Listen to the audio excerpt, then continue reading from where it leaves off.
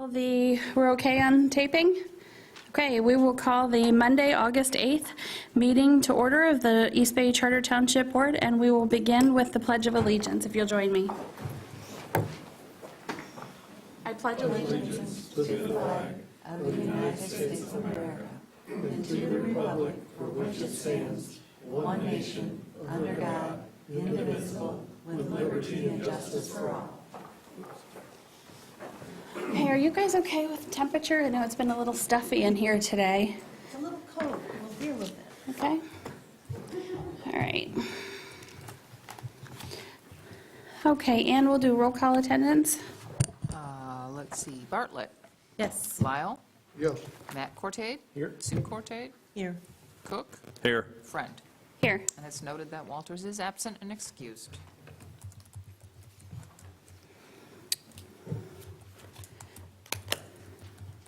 Okay, with that, we'll review the agenda. For conflict of interest, you have the agenda in front of you. Typical consent calendar, which has an offer of part-time employment for East Bay Ambulance. And then the business before the Township Board is the updated Timber Hill Special Assessment District costs. Emergency service budgets, that has the Metro budget in there. You should have gotten an email that the community police officers and the ambulance will be delayed. And then planning and zoning. We have a zoning ordinance revision, the request for proposal that went out and the responses, and then a review of those responses and a recommendation, and the short-term rental ordinance amendment review. And this is for discussion only. This isn't presented in any form that is ready for an introduction or anything like that. So with that, is there any conflict of interest? Okay. Is there approval of the agenda? So moved. Is there support? Support. Okay, motion's been made by Lyle and supported by Cook. Further discussion. Matt? Well, I was just going to ask if I could be added to the bottom of the agenda, just a few short statements. Well, we typically don't do that. If you have an agenda item, we'll put you, put the topic on there. But As a trustee, I belong to speak, so. unfamiliar, I'd like to be able to put the agenda item on there, but we'll definitely have some comments at the end, and so we can do that without making that a formal agenda item. So we'll remember to do that at public comment. Okay, perfect. So with that, there's a motion and support. All in favor indicate by saying aye. Aye. Aye. Any opposed by no? Okay, motion passes. We have an agenda. This is the opportunity for public comment. So this is our first opportunity for public comment. There is also at the end. In looking at the agenda items, we do not have public comment slated for any of the items 4A, B, or 8A, B, or C. So just want you to know that when you're planning on commenting during the first or the last public comment. And could you go over the rules for public comment? Sure. The purpose of the public comment is to give members of the public an opportunity to express their views and opinions to the members of this board. To maintain order and ensure fairness to every speaker, the following rules must be followed during public comment. Speakers will approach the podium and introduce themselves by stating their name and address, and then proceed to make their comment. Each speaker will be limited to 3 minutes and is only allowed to speak once on the same matter. Communication previously emailed to the commission is not necessarily to be read aloud. Public comment time may not be given to another member of the public. Any arrangement for speaking on behalf of others must be arranged prior to the meeting. When your time is at 2 minutes, 30 seconds, you will be alerted with a yellow signal to wrap up your comment, and at 3 minutes, you will be alerted with a red signal, and the chair will ask you to conclude your comments. That is the synopsis. Thank you very much. Is there anybody who would like to offer public comment? Please make your way to the podium. Go right ahead. And I tell you what, if, Carol, if you would like to make a public comment, why don't you just go ahead and wait shortly after him so you'll be ready to move right up there. Hello, sir, how are you? Hello, I'm well, thank you, Beth. My name is Mike Iruli. I reside at 928 Tamarack in East Bay Township. I've read the proposed changes to Ordinance 5, and I believe they're woefully inadequate. The distance limit between short-term rentals is much too small. The 5 STRs within sight of my home are all less than 500 feet apart and less than 500 feet from our property. I ask you to please place the distance of short-term rental licenses 1,000 to 2,000 feet, with the former being the bare minimum. The density limit that the township proposes is also short-sighted. The total allowance of short-term licenses that's proposed is 170. This is overloading the neighborhoods. I implore you to cap the license as what is now registered, their number, and when they drop off the roll due to attrition, the cap will be stabilized. Protecting the integrity of residential neighborhoods, which where they are developed with the intent of single-family occupancy, is imperative. This will provide for a return of residential neighborhood instead of a hotel zone we are currently experiencing. I also ask that you have the ordinance state that a short-term rental can be rented for no less than 7 continuous days, with a rest period of days of no less than what the prior renter had just had. This will put an end to the revolving door of every 4 days the new guest arrives. One leaves in the morning, another one shows up in the afternoon. I also ask that an owner-agent should only be allowed 1 short-term rental license, as well as barring any corporations that have multiple licenses. These are not people trying to hold on to a family home. These are corporations. I offer examples of company up north and away, Hiroshio, Real Estate One in Traverse City. They're not trying to save their family home. And do not allow a transfer of short-term rental license with the sale of a home in any shape or form. This further increases the perceived value of the home. None of these things I have suggested are an original idea. The board only has to look towards East Bay Town, towards Traverse City for these ordinances. The current ordinance as is written favors short-term rental owners, corporations, real estate companies, not the residential property owners or the neighborhood. Real estate companies in Traverse City have named the Pine Grove area the Airbnb neighborhood, with spreadsheets informing home buyers of the fee schedule needed to maximize the buyer's monetary return on the property. This has to stop. Potential loss of education dollars now to the $9,300 per student due to the proliferation of short-term rentals is unsupportable if we truly want to educate children in our area. The original ordinance, again, states the intent, and I quote, "protect the integrity of residential neighborhoods which were developed with the intent of single-family occupancy." This has not happened, and measures need to be taken to ensure the intent is upheld. Thank you. Thank you. Next for public comment. How are you? Good evening, everyone. My name is Carol Kusel. I'm a voting citizen and township property owner. The second draft of the STR ordinance has many good additions. Thank you for your work and consideration of citizens' suggestions. As you know, Spider Lake has the greatest number of STRs in any one township neighborhood. And it has the greatest number of cabin courts, which adds significantly to the number of properties rented on a short-term basis in that neighborhood. To help decrease the congestion of rental properties in one neighborhood, please consider in your STR ordinance, 1, include cabin courts in the distance requirements between rental properties. 2, make the 3% of all properties be applicable to each zoning area of the township instead of the entire township. As the ordinance reads now, it does not alleviate the congestion in specific neighborhoods. Another topic, to help protect the ground and surface water, the water most of us play in, bathe in, the water we all drink, just protect it from contaminants and excessive phosphorus, would you please consider adding following to that short-term rental ordinance? 1, add a requirement to have septic fields inspected periodically, perhaps every 10 years, to assure that they are functioning properly. 2, require renters to scoop pet poop and dispose of in the trash. And 3, prohibit the use of porta potties or privies except during emergency situations.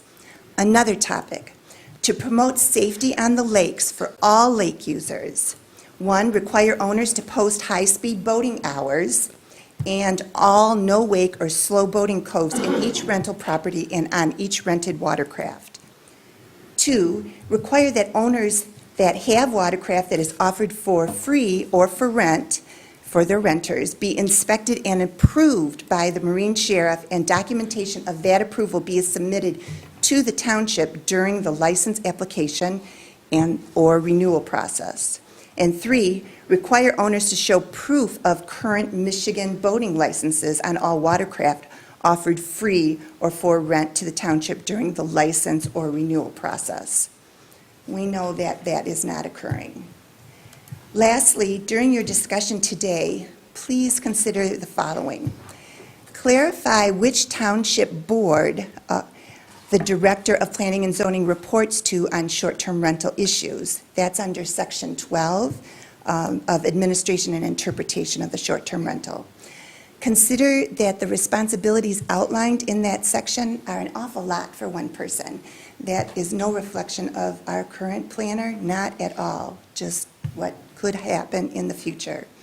Number 3, thoroughly explain, this is the last, thoroughly explain the next steps of the approval process, including when and how citizens may comment prior to its approval. Thank you for considering these suggestions. Thank you. Anyone else for public comment?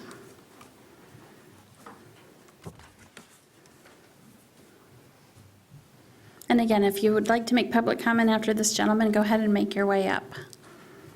Good morning, or good evening. My name is John Jury. I live at 1615 East River Road. I'm a short-term rental owner. I also live on my property that I rent. 2.5 years ago, the owners, other constituents of the township, and voters decided that it would be best to implement a short-term rental ordinance under a police ordinance, which is fantastic. I've been in total agreement of this. I've been in support of this. It allowed an avenue for owners like myself to be able to continue to conduct business and invite people to our home and share what we have here in northern Michigan, which is really a beautiful, wonderful thing. With the moratorium and the problems that obviously are happening within the township here, I feel that there are 4 things we need to focus on. 1, we need to hold host compliance accountable to their contract. They are not regulating, they are not reporting, and unfortunately they're not communicating with people to be able to hold fast to the ordinance as it's written. The ordinance is pretty clear and allows neighbors of STRs to be able to file a complaint with ramifications to those owners. Host compliance isn't doing that. 2, we have a communication problem. We have a communication problem between owners and neighbors. We have a communication problem between the township and the owners and neighbors.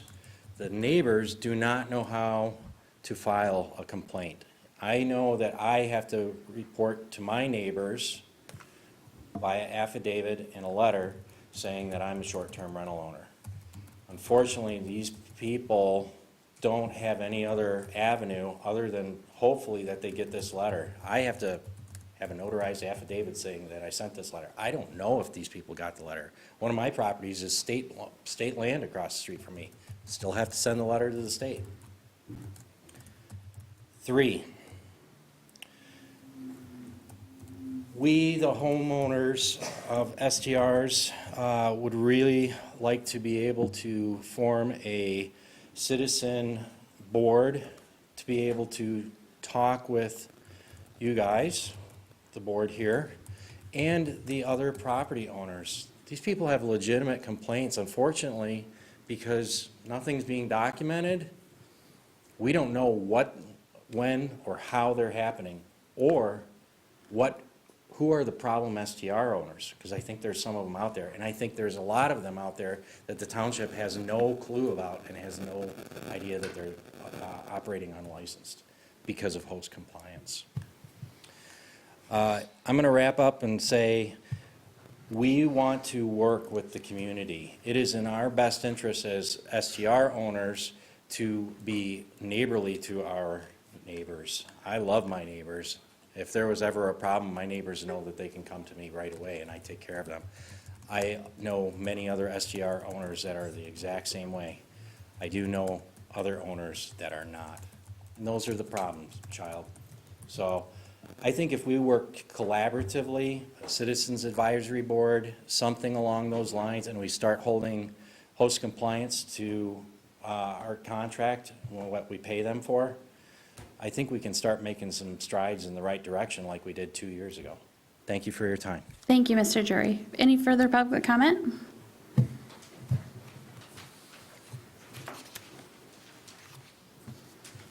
Hi, my name is Molly DeBell, and I live on Tranquil Point Road in Traverse City, Michigan, and I'm here to make some comments regarding the GOREC PUD, which is going to be on your agenda for next month.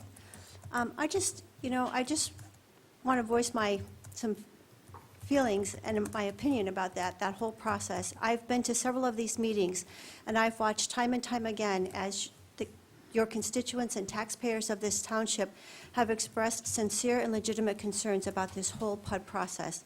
And I've also watched time and time again as township officials have ignored, dismissed, and done nothing to address the concerns of the taxpayers and the constituents. You know, there are so many layers of rules and regulations to protect this area, and it just feels like the township goes out of their way to violate and break those rules and regulations, and cares nothing at all about those rules and regulations that have been put in place for years now.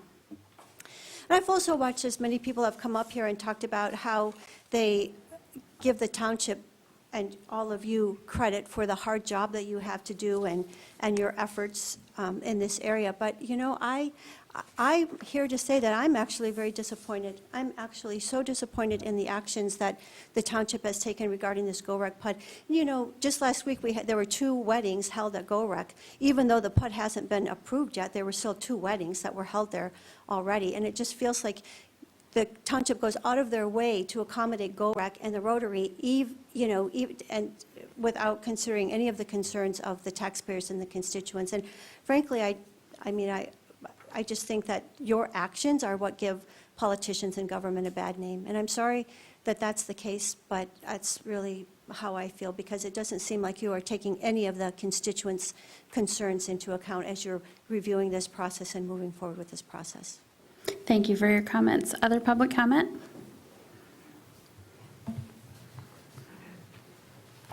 Hello, Mr. Bednars, how are you? Good evening. Thank you for having me tonight and your time.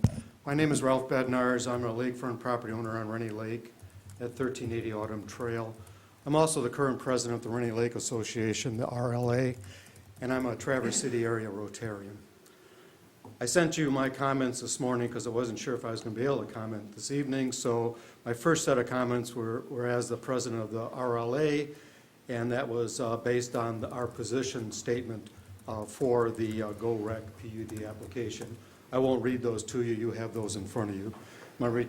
With my remaining time, I want to address the board as an individual property owner, a retired limnologist, and a Traverse City area Rotarian. I found an article entitled "Rock the Boat" in the August 2022 issue of Rotary magazine.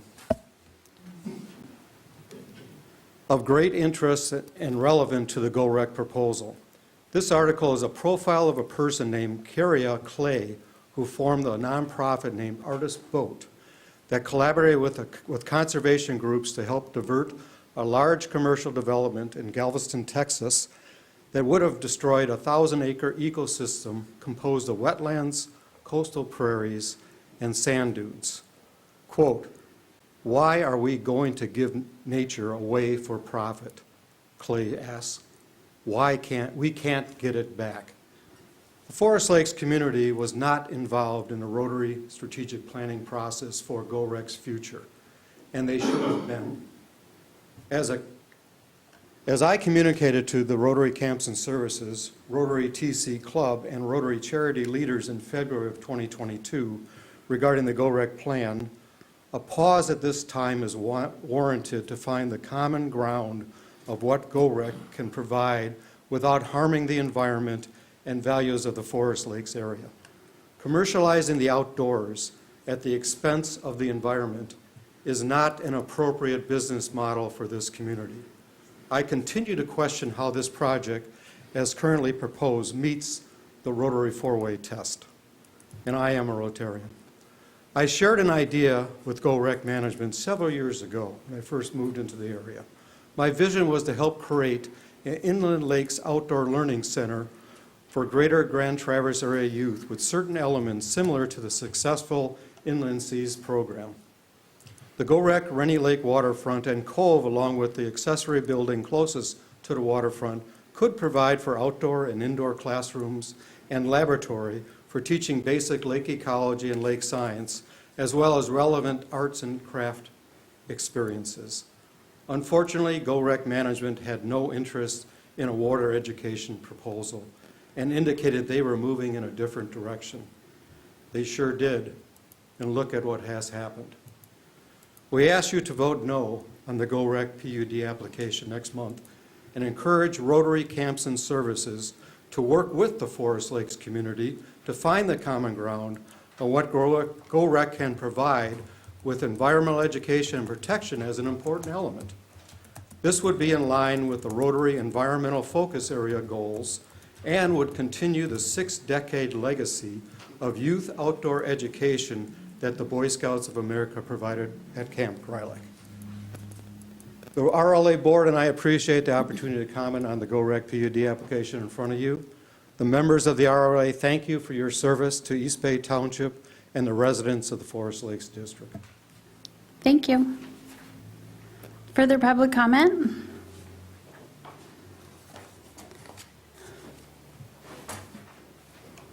Hi, everybody. Congratulations, John. Thanks. Hello, could you introduce yourself, please? Sure. I'm Jill Bernardi. I live on Rennie Lake in East Bay Township. I guess my first comment is the first time I came to this room was over a year ago, and I introduced myself as a new resident, and I had just come from an area where I used to live on the cleanest lake in Michigan, which was in Kalkaska County. And I don't know, I think, Ralph, you probably remember this. My father fought to keep something similar to the Go Rec issue out of that lake because he knew what would eventually happen. And we really did live on the cleanest lake in Michigan. And he told me, someday in my life, Jill, or he said, someday in your life, you know, this is going to go pretty bad. And he said, just watch. So he fought it. He lost. And yeah, it's not so good for that lake anymore. And so here it is. I'm a spokesperson for Save Forest Lakes. And here I am repeating history. What I don't want to happen is for you folks not to really understand what happens to a lake like that. Rennie Lake is very similar to the lake that we fought and my dad fought as kids. And history is repeating itself. So there's a couple things I want you to consider. First of all, one of the people here mentioned complaints on the short-term rental issue. And the public doesn't know where to complain, etc. Well, you have had hundreds and hundreds of people here complaining to you. And maybe on the short-term rental issue, people haven't known where to complain. And they're starting to come out and complain now. But you absolutely know what the community around the Forest Lakes area does not want at the Go Rec issue. You know that, you've heard it. So please don't dismiss the complaints from the community. We live in that community. I know what's going to happen if that goes through. I've lived it. It only gets worse because the next time they come to you, you give again, and you give again, and you give again. So please consider that. You do know what people want and what they don't. When people do come with complaints, please stop reinterpreting the ordinances. We were told with legitimate complaints, from now on, don't file complaints through the normal complaint route, and have our attorney from Safe Forest Lakes contact the township attorney. I think that's pretty inappropriate. We're also told from now on not to use that complaint line and send the complaints to the Board of Trustees directly. I don't think that that's appropriate. I'm not sure if you all told that told us to do that, but I want you to know that we will not be doing that. We'll be filing complaints on laws or ordinances that are broken directly through the complaint line, and you all can process it how you want to. But please don't tell us to have our attorney contact Mr. Wendling. It's so inappropriate. I mean, my gosh, we're struggling to have enough money, which we are not going to run out of money, and we're not going to run out of support. So attrition isn't going to happen to us. We've worked pretty hard to get educated about ordinances and laws and to try to stick to what should really be happening versus emotion. You heard some emotion today from what the constituents really want and how they feel about what's happening at the township. Safe Forest Lakes is trying to stick to the laws. If we don't ask you folks to stick to the laws and enforce the laws that are written, what else do we have to ask you for? We're asking you to stick to them and just enforce them, nothing more. We're not here asking you for a variance and begging you to change the building height or put a bridge over water. We're asking you just to enforce the written ordinances. That's all. Have a good evening. I do appreciate all you do. Thank you. Thank you. Further public comment? I'm sorry, is the mic working up there? I can't hear him back here. It is working, yes. It is, okay. Yes. Maybe stand closer. Sorry I'm late. I thought the site said 7 o'clock. I'm sorry, did you want to make public comment? If I can, Well, sir, you'll need to come up to the, I thought this gentleman. Go ahead. Okay. Mine is public comment about short-term. you need to come up here and introduce yourself. Okay. Thank you. Sorry to come in here at the last minute.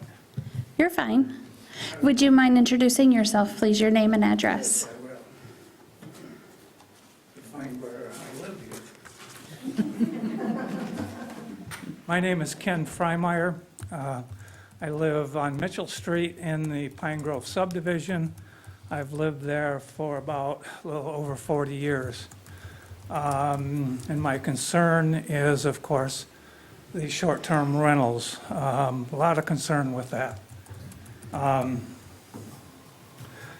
believe the township should frankly completely ban them, the short-term rentals, for many reasons. The short-term rentals, to me, I live next to, I have one right beside me.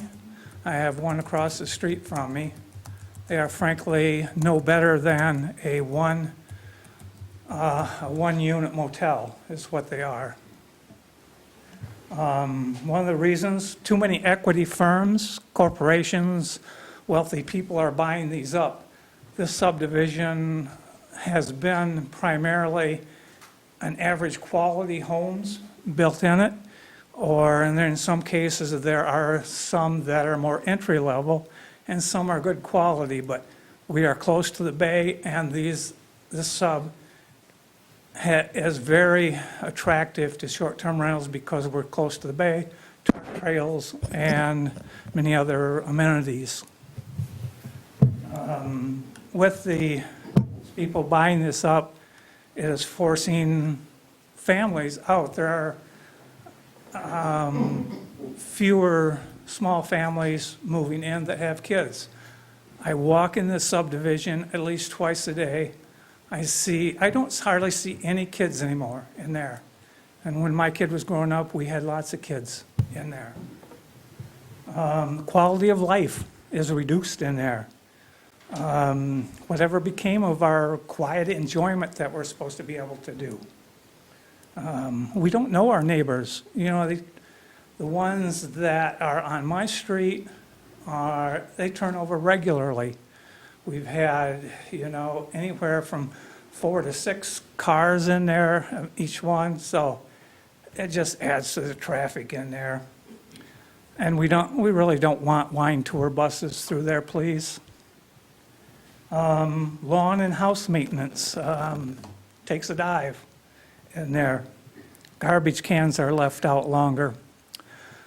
The one new one that came in this year that was allowed to come in, it had been vacant for about 2 weeks from a year-round rental, and the new owners bought it, turned it into a short-term rental, and they spent about 3 weeks or 4 weeks getting it ready to rent out regularly, and they happened to put in a hot tub in there. So my one neighbor that lives next to them has twice contacted the people living there to quiet down. And this is up to, midnight, 1 o'clock in the morning. The last time she did was just the other day, where there were 4 guys in there, and with the hot tub, she was kind of embarrassed because they had a naked blow-up doll. I'm sure she didn't buy that house to put up with this stuff.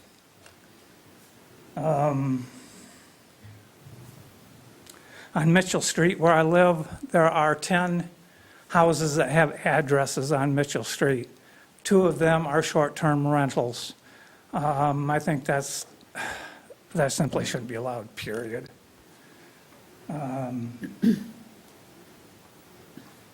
According to the East Bay Township rules for short-term rentals, depending on the number of bedrooms these houses have, these 2 units could have up to 22 people plus guests.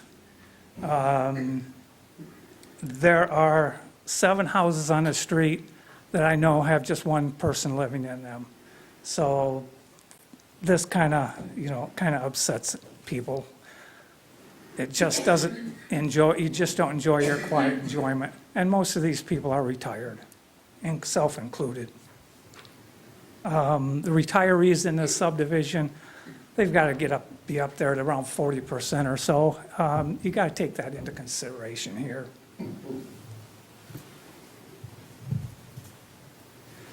One of the big things I really hate is with these short-term rentals, the township has provided us with a list of phone numbers and contacts to call. I don't want to be a cop. I shouldn't have to be a cop. I don't want to make the calls when these people are evading the rules in there.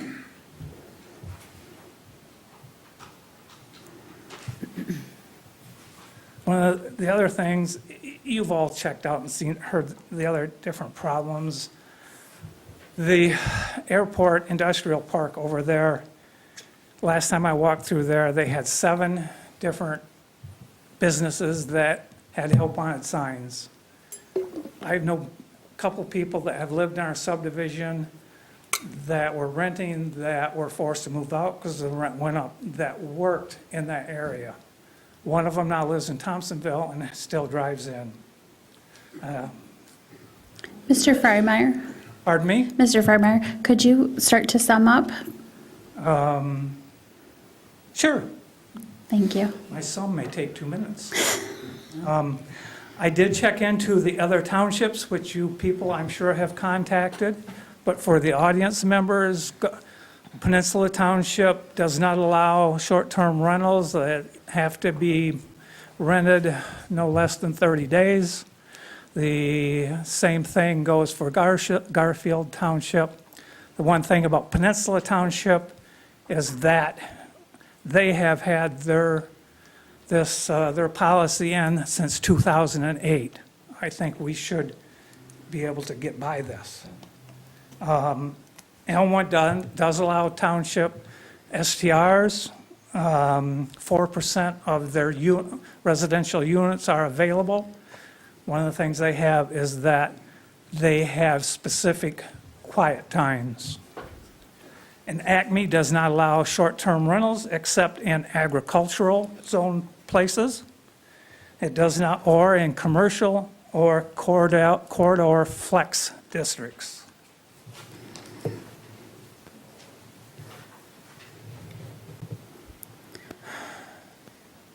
Mr. Frymeyer, Yes, that's it. we've received your letter too. Okay, thank you. Thank you. I hope you received my neighbors. She wanted to be here. She has a bad back. Also, my ex-wife has 2 short-term rentals, one right next to her and one right behind her. I'm not sure she's here tonight. I'm surprised, maybe because I'm here. Thank you very much. That's a first, Mr. Frymeyer, thank you. Anyone else for public comment, please?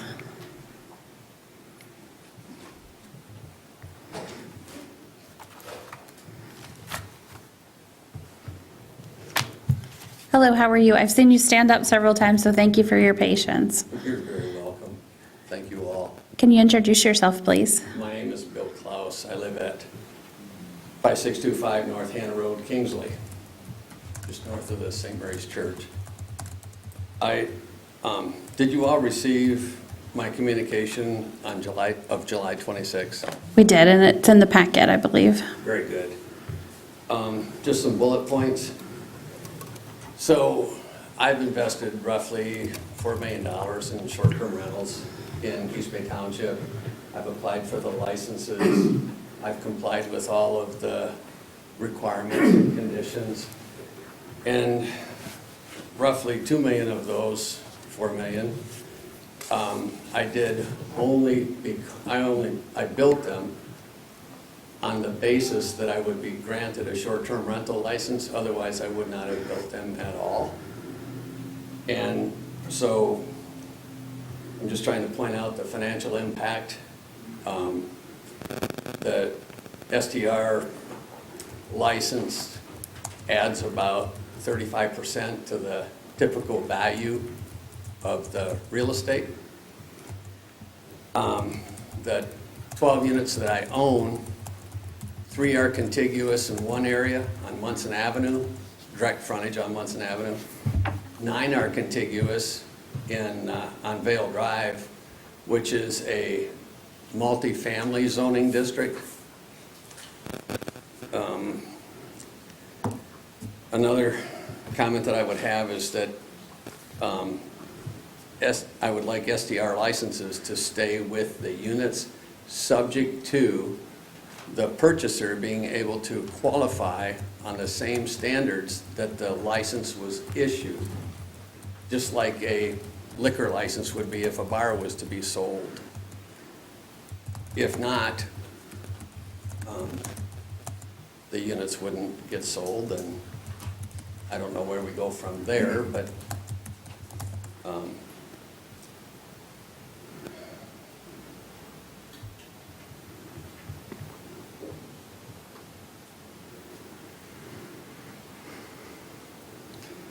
so relative to the edits to the ordinance that you're looking to accomplish, it would be very kind to those of us that have applied and complied and done everything requested to obtain the license, if those licenses could be governed on with the same criteria that they were originally approved and issued. If we change the standard, as an example, on Munson Avenue, 838, 840, and 842 Munson Avenue, I have 3 contiguous homes that cause far and away less impact than if it was 3 scattered homes, 500 or 1,000 or 2,000 feet apart, because there's only 1 east, 1 west, and those behind that we have to serve notice, and across the road, we serve notice to those. But if they were individual scattered sites, there would be more notices required. And as far as I'm aware, we've received no complaints in the entirety of the time that we have been operating those as STR units. On Vale Drive, we have 9 contiguous units. And if, again, there was to be some separation, I don't know who's going to be granted if they're 500 feet away or 400 feet away. You know, I could lose everything. And my investment was founded, you know, on you people passing the ordinance, and I rely on you, and I rely on the township. And I know it's not this simple, but gosh, you can't do that no more. We changed our ordinance. That's a lot of money invested to hear something like that.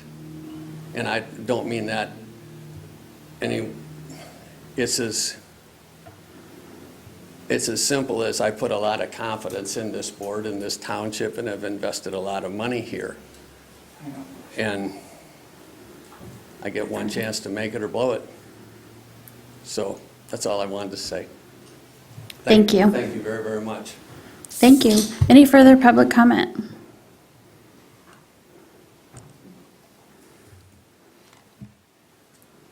Hello, Mrs. Chakra, how are you? Very well, thank you. Could you introduce yourself, please? I'm Carol Chakra, 1863 Caspian Lane, and we have a little cabin that overlooks the Boardman Valley. And, excuse me, my comment is in concern for clean water, and it's relating to Gorick Pud.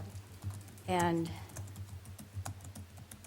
over and again, there were a couple of examples that kept being brought up in concern about the groundwater from open vault latrines, which are to be closed, and possibly they're being worked on right now, and also the Besser Hall overflow water, where there's just not enough pressure or water or something to flush the toilets. So, and that would cause overflow. And took a walk with a knowledgeable environmental volunteer to Turtle Cove last weekend. And it was explained that that wonderful Forest Lakes area, nature just has a way of making things network and work together. The Forest Lakes area, that water ultimately goes toward the Mary Edwards Preserve, which is wetlands off Garfield, at the base of the valley. And if we have groundwater that is not healthy for the Forest Lakes, it's headed toward the Boardman, and that's headed toward our pure Lake Michigan. And the way, and to repeat, having nature just do its miracles, we need to make sure that in our decisions that are made regarding Gorick, that we can recall things that were brought forward in the focus group regarding our natural resources.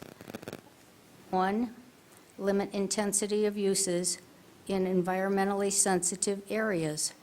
Certainly, that beautiful 500 acres of Gorick property is environmentally sensitive. Another focus point that was brought forward, and strongly brought forward, is adopt a local wetland ordinance. Thirdly, increase zoning enforcement. And with the concerns that you share for this community at large,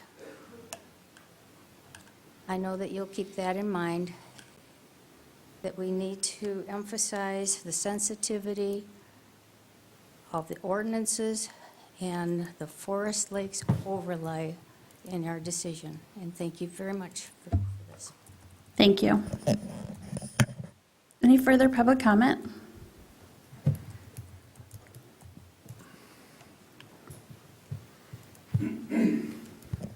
Good evening. My name is Thomas Craig. I don't generally need a microphone. I'm a property owner here. I'm a property owner here in East Bay Township, business owner, and I came to speak on behalf of the Gorick PUD, and I think it's fantastic what they're trying to bring to the area. Myself, my family, and quite a few of your other constituents in the area think it's fantastic what they're trying to bring to the area. I find it interesting that some of the people here this evening seem to have created an organization to directly oppose this pipe and speak as if it's an ongoing, living, breathing thing that's been going on for years, and they're just standing up for something. I find it hard to believe that with the Boy Scout camp having been what it was, the Boy Scout camp that I attended as a child, my brother attended as a child, with thousands of visitors in the summer, didn't burn Traverse City to the ground and poison all the water, given the way it's being spoken of, that this Gorek PUD might affect the water and the lakes and the well-being of the people in the community in the area. I think it's going to be a public area for the most part that's available to everyone in this community, everyone in the township, to have access to, for their family and friends to come visit and enjoy northern Michigan, enjoy a small piece of the water, enjoy mountain bike trails and have weddings and get-togethers.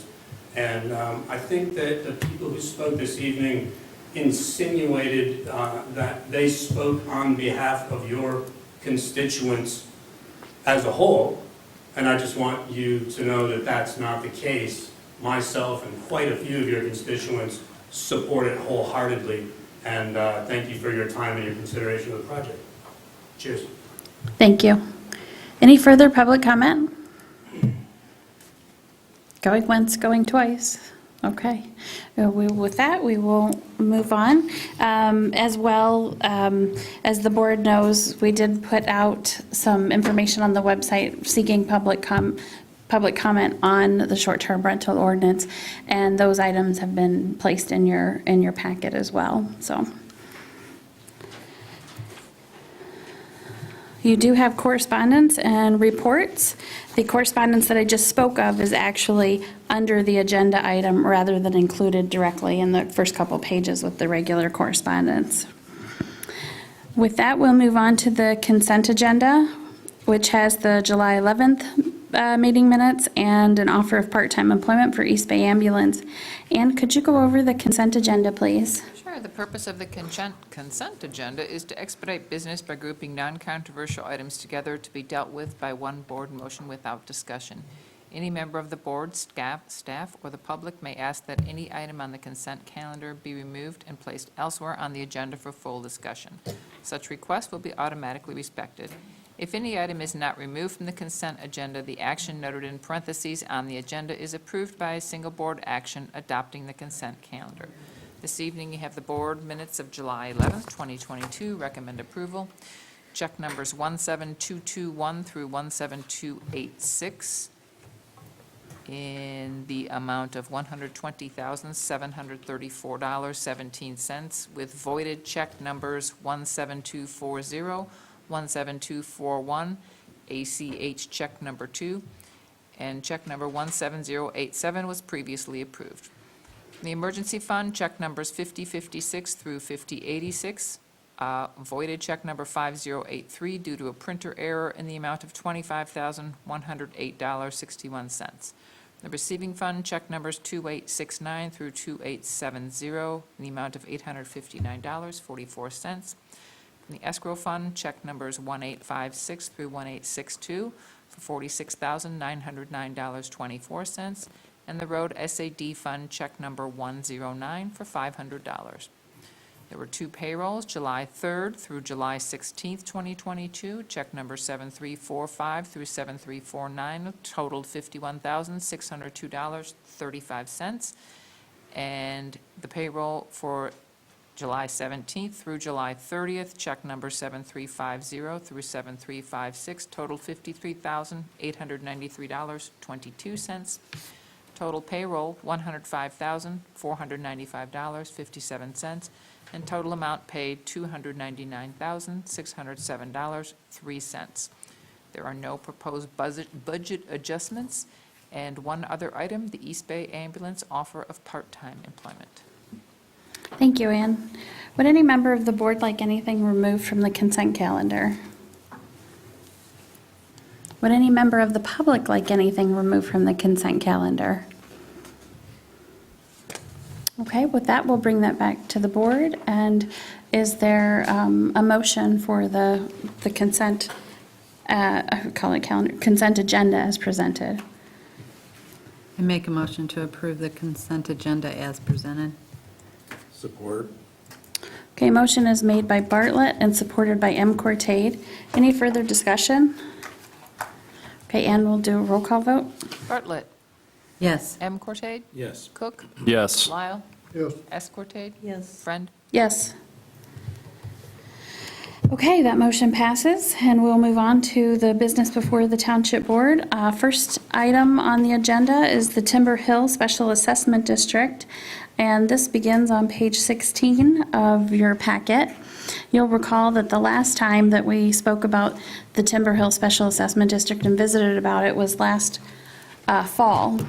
And at that time, the township, there was a petition filed by the homeowners of Timber Hill, and the township took the SAD all the way up to, I think, like the last resolution. And the property owners, I think there were a couple who were against it, and there were a few then at the end who wanted to have it rebid to see if they could get a better price. And so we've been in contact with the road commission this entire time, and they had it in their bid package that just went to their board the end of July. And that bid came in pretty darn close. It actually did come in a little lower, not substantial. I think what, a difference about $500, which is better than a sharp stick in the eye, clearly. But what would happen, and you can see this from the emails, I did follow up with our legal counsel to say, okay, you know, here's where we were prior to, here are all the board minutes, resolutions, what do we need to do to move forward if we so choose to? And he said, well, get the new price to the board, and they would need to set a public hearing, and then at that public hearing, it would be decided, obviously, just like last February, whether we choose to move forward or not. And that public hearing would be notified by U.S. mail to the property owners, and I believe in the paper as well. So that is what we're looking at now. As you can see, the email trail that's in the packet left with, Wayne was looking at the schedule a little bit because I outlined to him kind of the scenario timing-wise that we were confronted with on page 19. I did talk with him today, and he said it's really going to be just like a lot of things in the fall in northern Michigan, weather dependent. You know, obviously if we have a very nice fall, it's something that they could get done. If not, he said it would be pushed to the 2023 construction season. However, the price would remain the same through that bid package. So at this point, really, the price is in here for the board's review and any questions, and just looking to see if we want to take this to public hearing so that we can finish the process. And when I say finish the process, I don't mean necessarily move forward. I mean make a decision on whether the SAD is implemented or not implemented. Are there questions or comments? When would you want the public hearing? Because I know we're looking at a couple special meetings and... Yeah, so I did put a calendar in here as well. That's on page 24. I would, just because, you know, if this does advance forward, the special assessment district, and they're trying to beat the clock with weather in this construction season, trying to do something sooner would be better.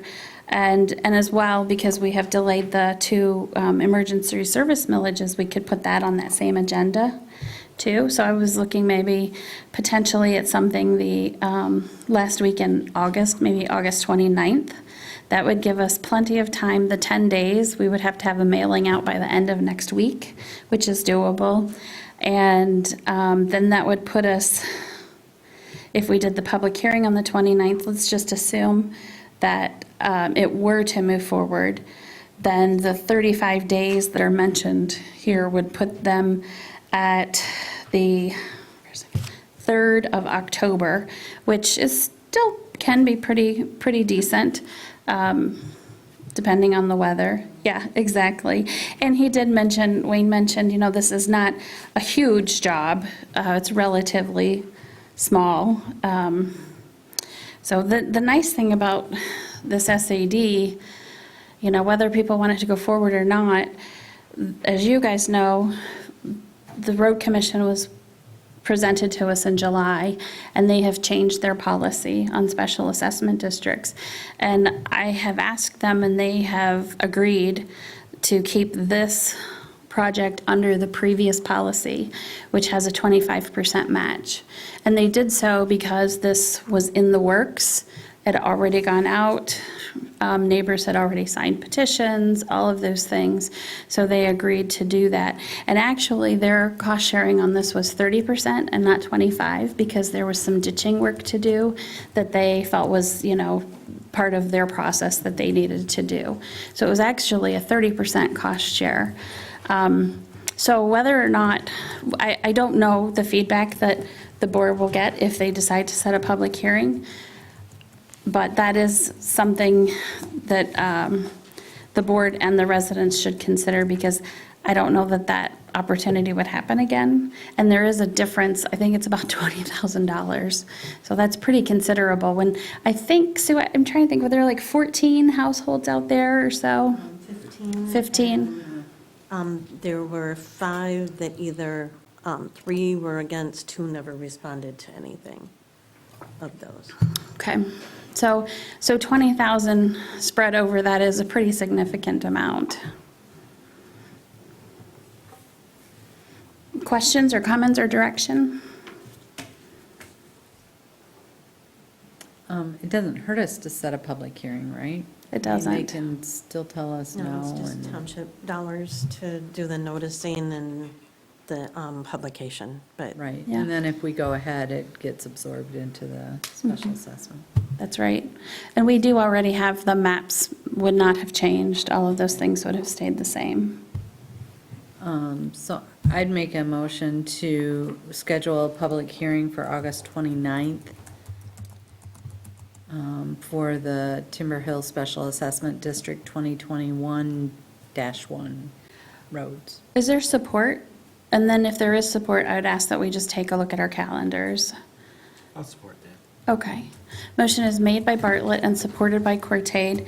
With the 29th, I know it's going to be difficult. Trust me, after trying to schedule things this summer, I can tell you it's very difficult to get everybody here. We'd like to have everybody here. If we're missing one or so, sometimes that happens. But with the 29th work, and I also know that some people's schedules are kind of tentative, so you can plan the best that you can, but we understand that life happens. 9th is okay with me. It's the week before Labor Day holidays, so I think that earlier is better than later in Yeah. that week. Better than like a Wednesday or Thursday. Sure. Sure. Should be available. Okay, Glenn? Okay. So there's a motion then made to set a public hearing for the revised cost for the Timber Hill Special Assessment District for August 29th, 6:30 PM. Okay, motion has been made and supported. We've had further discussion. All in favor indicate by saying aye. Aye. Aye. Opposed by no. Okay, well, thank you very much. Okay, with that, we will move on to emergency service budgets. Chief Parker is here. Chief, would you come and join us? Thank you for being here this evening. We know you have your fill of night meetings, so we appreciate it. No problem. And you were with us in July. We had a really full meeting, but it was a good meeting. A lot of nice comments on your review of the metro operations too, so thank you for providing that. This, of course, is for the fiscal year 2023 budget, and I'll let you take it from there. Great. Well, thank you for the opportunity to be here this evening. And as you know, the reason that we're working this soon on the 2023 budget is that by articles of incorporation, we have to provide a budget to our board in June, and then have it to the townships by August 1. The budget has to then be to the county by September the 30th to make the tax rolls. So what you have in front of you is the 2023 budget, capital projections, looking out 10 years, our debt schedule, and then, of course, a sample resolution. So what this budget does is, unfortunately, we are asking for a small increase, 0.15, and with that, probably the big news would be is that we plan on staffing Station 9 out in the Lakes area with one person around the clock. So as you know, that station has been only staffed maybe during the week, Monday through Friday, and we've not had anybody out there for about the last 2 months, just with vacations and sicknesses. So that has always been a long-term goal of East Bay Township, to have a firefighter out there. As you know, we are all fighting the inflation, and our townships did grow 7.5% last year, but that isn't enough to cover our debt and our operating expenses. So one of the things that we did do in the 2023 budget is we are not replacing any equipment. We had a pickup truck, or a squad as we call it, in that budget, and we have postponed that for future budgets. One of the things that we have done is we've applied to the U.S. Fire Administration for what's called a SAFER grant, and it's a staffing grant. So right now, we're asking for 6 firefighters, that would be paid for by a grant, and that would be out 3 years, covers all benefits and wages for 3 years. So what the plan is, and there's a lot of Dear John letters going out right now to fire departments. We have not received it, which is a good sign. They have to let all of these SAFER grants known before October 1. So if we have in the budget, hire 3, but if we get the SAFER grant, which is for 6, it doesn't mean that we're going to put on 9. And what we would do is that money that we get from the feds, is we would come back to our board and say, what do you want to do with this? The federal government's paying for 3, paying for 6, 3's in the budget, 3 is not. We would let the board decide, put it towards debt, put it towards public improvement fund, put it towards fund balance. That would be something that our board would decide. And our demand is up. We're, so far this year, 13.5% increase over last year. And right now, we're doing about 50 calls in a shift. So we work 48-hour shifts, and right now, we're just running. So what you have in the budget is, it's on my page 7, it gives you the budget in the fire fund, and it's taken into account any savings or any cost reductions we can find. It's also taken into account inflationary increases. The big one there, of course, is fuel, utilities in our buildings, and of course, wages. We still have pressure on wages with our employees, and the board was gracious enough mid-year this year to give an additional 2%, and thankfully, we don't have a lot of attrition like other fire departments do. People always ask me, how is our staffing, and our staffing is pretty stable. What isn't stable is part-time firefighters. So we ask part-time firefighters to supplement the full-time firefighters, and we just can't find any. And if we do have those firefighters, we get them up and trained, other fire departments in the area steal them away from us. So it's just what's happening. Everyone in northern Michigan is attritioning from a part-paid fire department to full-time. They get a firefighter from Metro, they're fully trained, they've had a lot of experience under their belt. They go straight to work for another fire department. So right now, we just had a couple, 3 graduate from fire school, 2 graduate from EMT school. We hope to get them in the trucks and operating. But we kind of found out that if we don't put somebody to work full-time for about 2 years, they'll wait it out, and then from there, they'll go find a job somewhere. So unfortunately, that's the state of employment right now. We did have an opening due to one of our firefighters going to PA school, and we did have 14 firefighters apply, so that was a good sign that we appear to be an employer of choice in the area. So as you go through the budget in front of you, page 10 shows our debt obligations going out to 2032, and it kind of gives you a little idea of, our plans for replacing vehicles and capital improvements at our stations.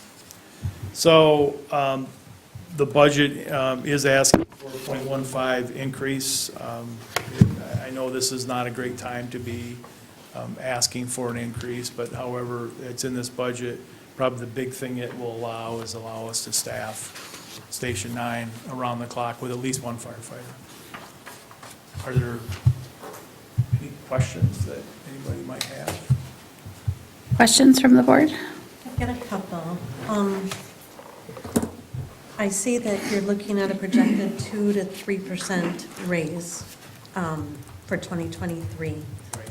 Is that by policy or is that by practice? How does that number come to be? Well, it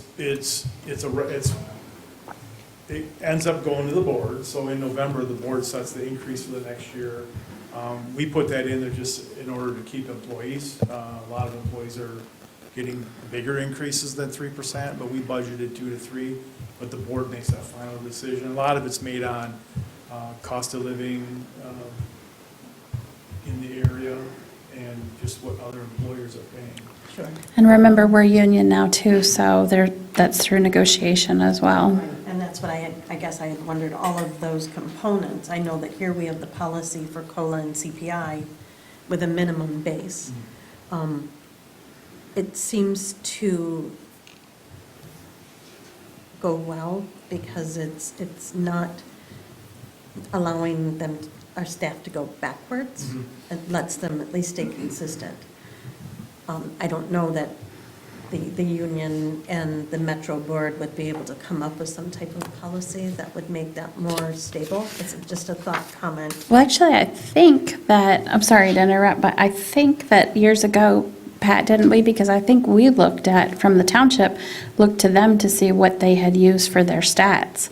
So I think Robin had established that some time ago, and I thought it was in policy, but it may not have been. It may have been in practice.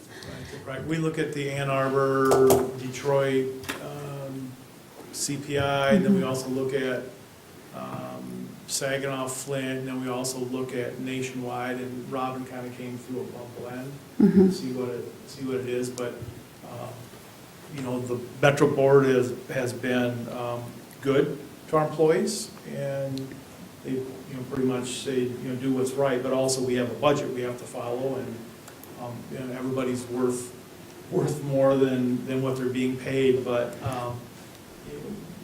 we have like I said, we have a pretty stable workforce right now, and I know the 2% that you all gave in, I think it was February, March, went a long way. And I think, I just wanted to make sure that we have that open discussion, so that as things are continuing, that we are still, Metro is still an employer of choice because of that reception. Well, one of the things that we're facing right now is healthcare is anywhere from 9 to 11%. So it seems that when you poll our younger employees, pay is more important because it's buying homes and diapers and cars. And then when you get a little long in the tooth, like Glenn and I, then benefits are, we always jab each other. Then benefits are more important. So we try to, blend that a little bit. and we've always, Glenn, my recollection is we've always come from the wage discussion, from looking at those different stats first, and then basing any discussion from there. My other question relates to staffing at Station 9. We currently have 2 sleeping quarters. I would expect that we would need to have a discussion with our board as the property owner and with Metro as the leaser on how to accommodate additional sleeping quarters. So Director Lemkool and I have met with Cornerstone Architects. They have been up to Station 9. They've looked at the whole layout. They've given us 6 different layouts of what might work, and Nick and I kind of came up with a blend that may work, but it looks like what may be the least expensive would be to move the firefighters and the paramedics into what is the office now, and then the 2 bedrooms that we have now would make sense to make those the sheriff deputy's office, and it could be a Nick's office, it could be, and it would be good for him because he'd be able to close the door now and have conversations with people. So we're getting prices back from the board on that. And it would be turning the women's bathroom, giving them a shower.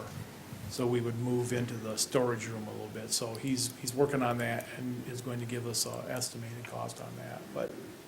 Really talented architect working on it, too. Yeah, it is. Mr. Nemitz, yep. That's all my questions. Other questions? I just had one, not necessarily about the budget, but do we have something in the, I don't know, employee, something mandating part-time to work so much? We do. We're asking them. I think to Tony's work- alluded, Yeah. like, so many shifts or something. And we're asking them to work a 24-hour shift a month. A month, okay. I just couldn't remember what that was. We're also, but there's some training. Mm-hmm. They do, I think, 8 hours of training. It could be training they do at home as well. Sure. And does that handle all the holes we have? If we could fill all our part-timers, if they would work that, does it fill all of the part-time It would be very need close to that we need? So then if we do get safer, which would be 6 firefighters, then the plan is to have 2 at Station 9, which would exacerbate our problem, but we'd worry about that then. So Might that's be a the good federal. problem to have. Yeah, the federal government would be paying for 6 firefighters that for 3 years, we wouldn't have to pay for that. However, 3 years from now, then we It's a can huge hit. find them in our budget. There's so much that goes into, and I know a lot of you watch the Metro meetings or attend them, there's so much that goes into developing the budget and a lot of challenges that the fire department has in front of them.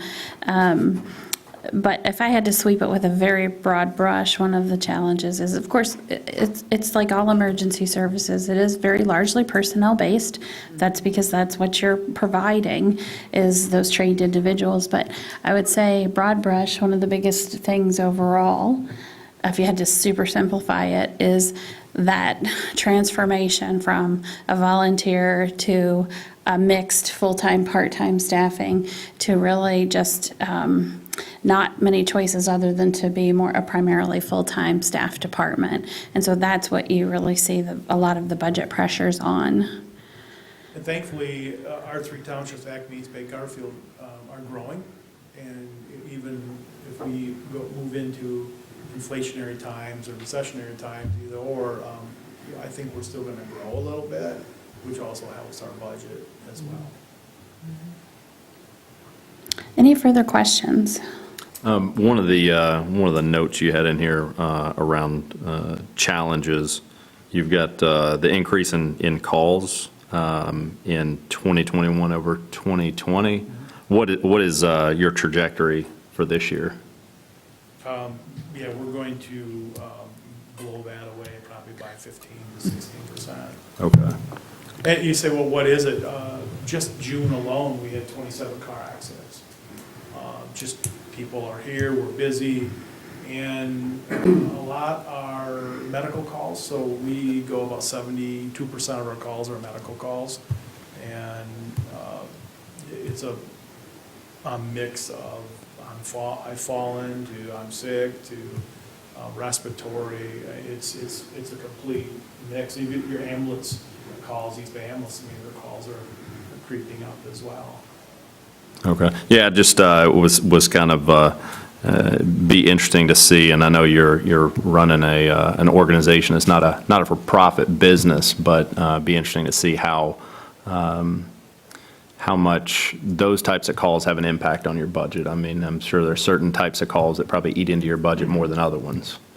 Yeah, and we've had people say, well, we don't transport, so don't go on any medical calls at all. Those firefighters are still in the station waiting for a fire then, or a rescue, or a water rescue, and so they're there to serve the citizens. And often, we're to the patient about 4 minutes before the ambulances, so there's things that we can do. We've talked about cutting back on priority 3 calls, which are least, and only going on priority 1s and 2s, but priority 3s become 1s, and 1s get downgraded to 3s, so in the past, the ambulances just said, come on, everything. And the collaboration that happens between the emergency responders is huge and affects the outcomes and the quality of the response. Okay, is there any further discussion or questions or a motion? What is before you for consideration is a resolution that is on page 51. That is for the budget that was passed by the Metro. What's the resolution number? What's the resolution number? 22-10. 10. I would make a motion to approve resolution 2022-10 for 2.75 mils for Grand Traverse Metro Emergency Services for East Bay Township's portion of the funding. Support. Okay, motion is made by Lyle and supported by Bartlett. Further discussion? So I want to thank you for your work on this budget, and I know you had a new accountant step in, so that was. Yeah, we had a new accountant, and she's there done a nice job. Phrase like, is that baptism by fire or something like that? She came right in. Is that? And Robin's still available, we call her often, so. Sure. Yeah, Sue? Can I just make sure that, with a clarification, under the now therefore be it resolved that the township hereby commits to fund Metro's 2021 budget year? Shouldn't that be 2023? I'm looking at 2020, mine says 2023, unless I'm not seeing where you're. I'm on page 41 of 198. 51. Oh, you know what, that's not the resolution, it's on page 51. That was just what, I thought you misspoke, because that's the one I saw too. 51, that one. Thank you. No more question. Okay, we'll see you at the public hearing next month. well, let's get you a positive vote, now I'm assuming. So, motion has been made by Lyle and supported by Bartlett, was that correct? Yes. Okay, we've had further discussion, and can we do a roll call vote? Lyle. Yes. Bartlett. Yes. Cook. Yes. M. Cortade. Yes. S. Cortade. Yes. Friend. Yes, Thank you. Thank you. I appreciate your support, everyone. Thank you. have a good evening. Okay, with that, we will move on to planning and zoning. First up is the zoning ordinance rewrite. Claire, if you wouldn't mind coming up to the table here. So with that, Claire, I will let you go over the RFP and the process that we went through and the recommendation that's before the Township Board.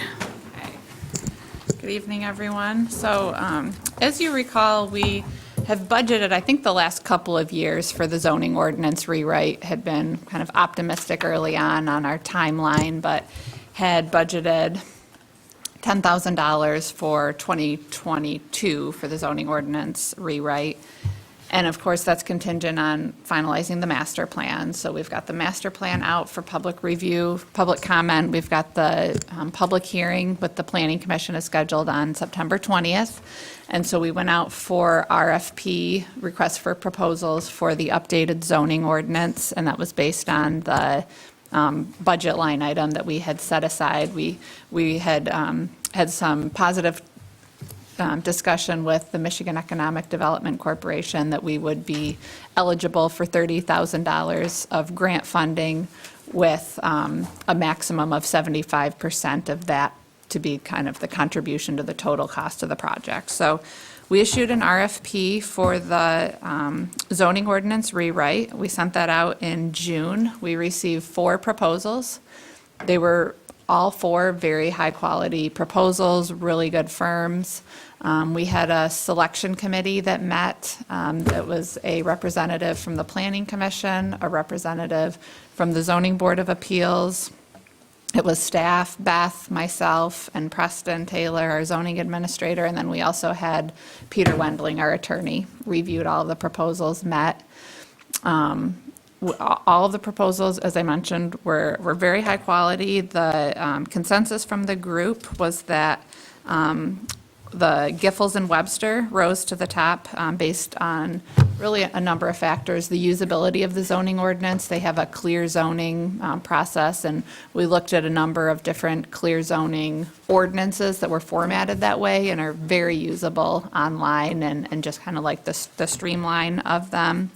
The proposed work plan, and then also the years of experience of the team that they were proposing. So staff followed up with the references. We also met with Giffords and Webster and went over, we were kind of, one discussion of the selection committee was looking for a little bit more enhanced public process. And so we kind of talked through that with Giffords and Webster.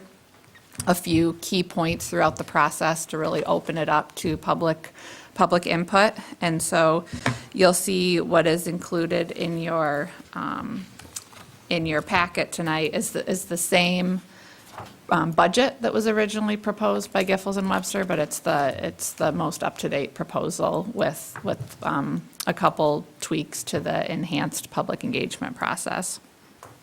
So that would be the recommendation this evening would be for the Township Board to enter into a contract to hire Giffords and Webster.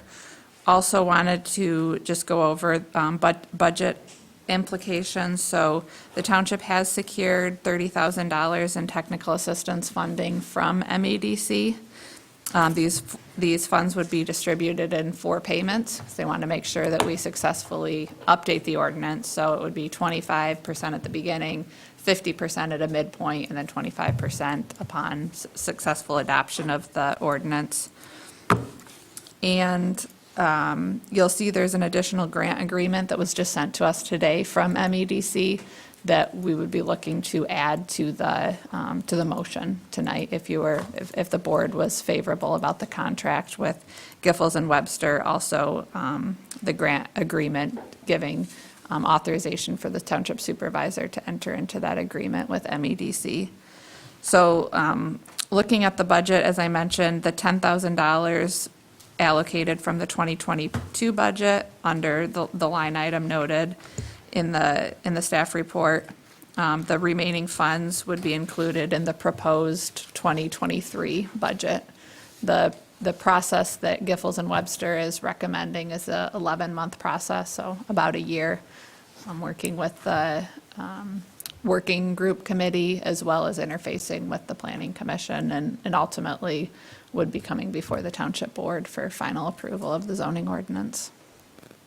Anything else, Beth? That's an excellent recap. I would say the only items I would note is the ZBA member who reviewed this was Lindsay Wolf, who is a professional planner, and the Planning Commission member was the chair, Dan Leonard, who works with the MEDC, and I don't think that he would have an issue with me sharing a conversation I had with him just a couple days ago where he let me know that after this, he did even intentionally ask some colleagues, what do you know about this firm? What's your feedback on this firm? And he said everything was very positive feedback, that felt that we'd be a satisfied client after the project.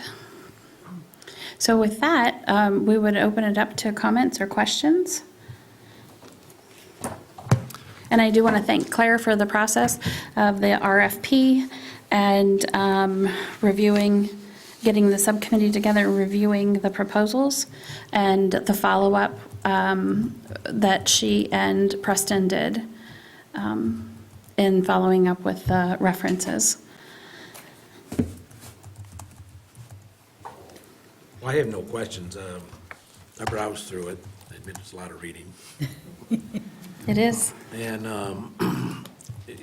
they do sound like they rose to the top. It is interesting, though, the difference in the proposal prices, from 30,000 to 100,000.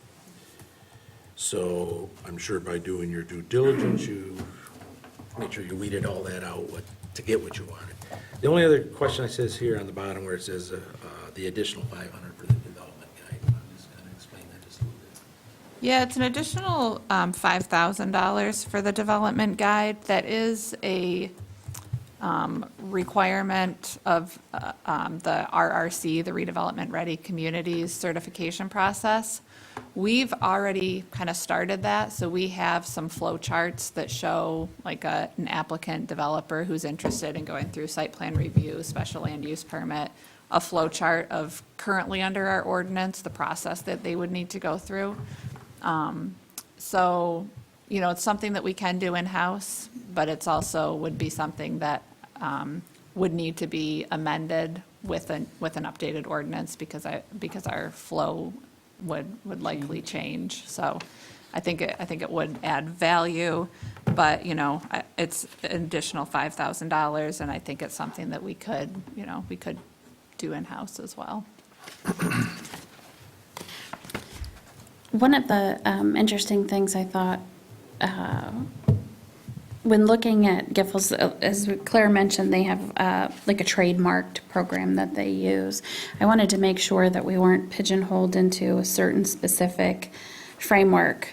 And of course, every community is different. And I was happy to hear that when you talked with a client in another area, they had mentioned that was specifically one of the things that they were happy about. Their community had something a little bit different with a college and city and, you know, some different zoning requirements. And they felt like the consultant took a lot of time to make sure that the specifics were right for their community.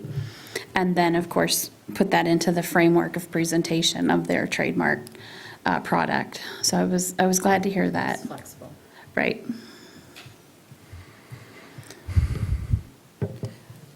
I'd like to add a comment. So I went through the proposals. I think your RFP was very good and precise enough, but also vague enough to kind of give some wiggle room there.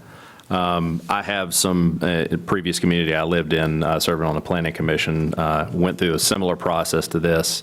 And we went through this whole process, ended up with Giffords Webster as well. And just will say, I didn't make it through the whole process with them before I moved away. But they're very good, attentive, and listen quite a bit. So they seem to run a really professional outfit. The only concern that I have, the price seems reasonable. I guess the kind of rule of thumb is you don't take the low one, you don't take the high one, you take the guy in the middle. But the price seems reasonable for what they're doing. I guess only concern that I have is they don't really have a local presence, right? So they're in the Detroit area. There are going to be quite a bit of trips up. I know that they've got notes here for conducting some steering committee meetings virtually. This is going to be ongoing for about a year timeline. So. Guessing they're going to have some hotel nights here, sitting in meetings and updating the different boards, right?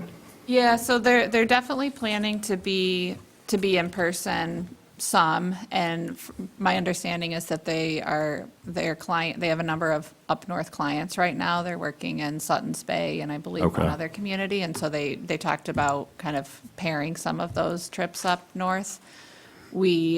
I'm quite comfortable having our working group meet remotely with them as needed. I think they'll come to some of the meetings in person, but also meet remotely via video Zoom with the working group. But they will be attending, planning all the board meetings. They'll be attending in person. Okay. And I guess how this process would go, and this would really apply to any of these. I know we're selecting a firm right now, but or I guess making a motion to. how much time is going to be chewed up? You know, they've got their hours kind of broken out here for different activities. How much time do you think is going to take for them to kind of get in the churn and get caught up to speed where we're at currently? I mean, obviously, this is something that they can probably self-direct and self-educate themselves based on what is available online, but I would imagine you are going to have a hand in kind of getting them up to speed quickly so that we can, you know, be productive with their hours. Yeah, so one thing that I was, that I'm excited about that is in their proposal is just that audit of the zoning ordinance. And so I think they've reviewed so many zoning ordinances, and so they're going to very quickly, they're going to look through all 300 pages of our ordinance and know what needs to be updated, what's inconsistent, what's not best practice, and kind of redline the entire thing. Okay.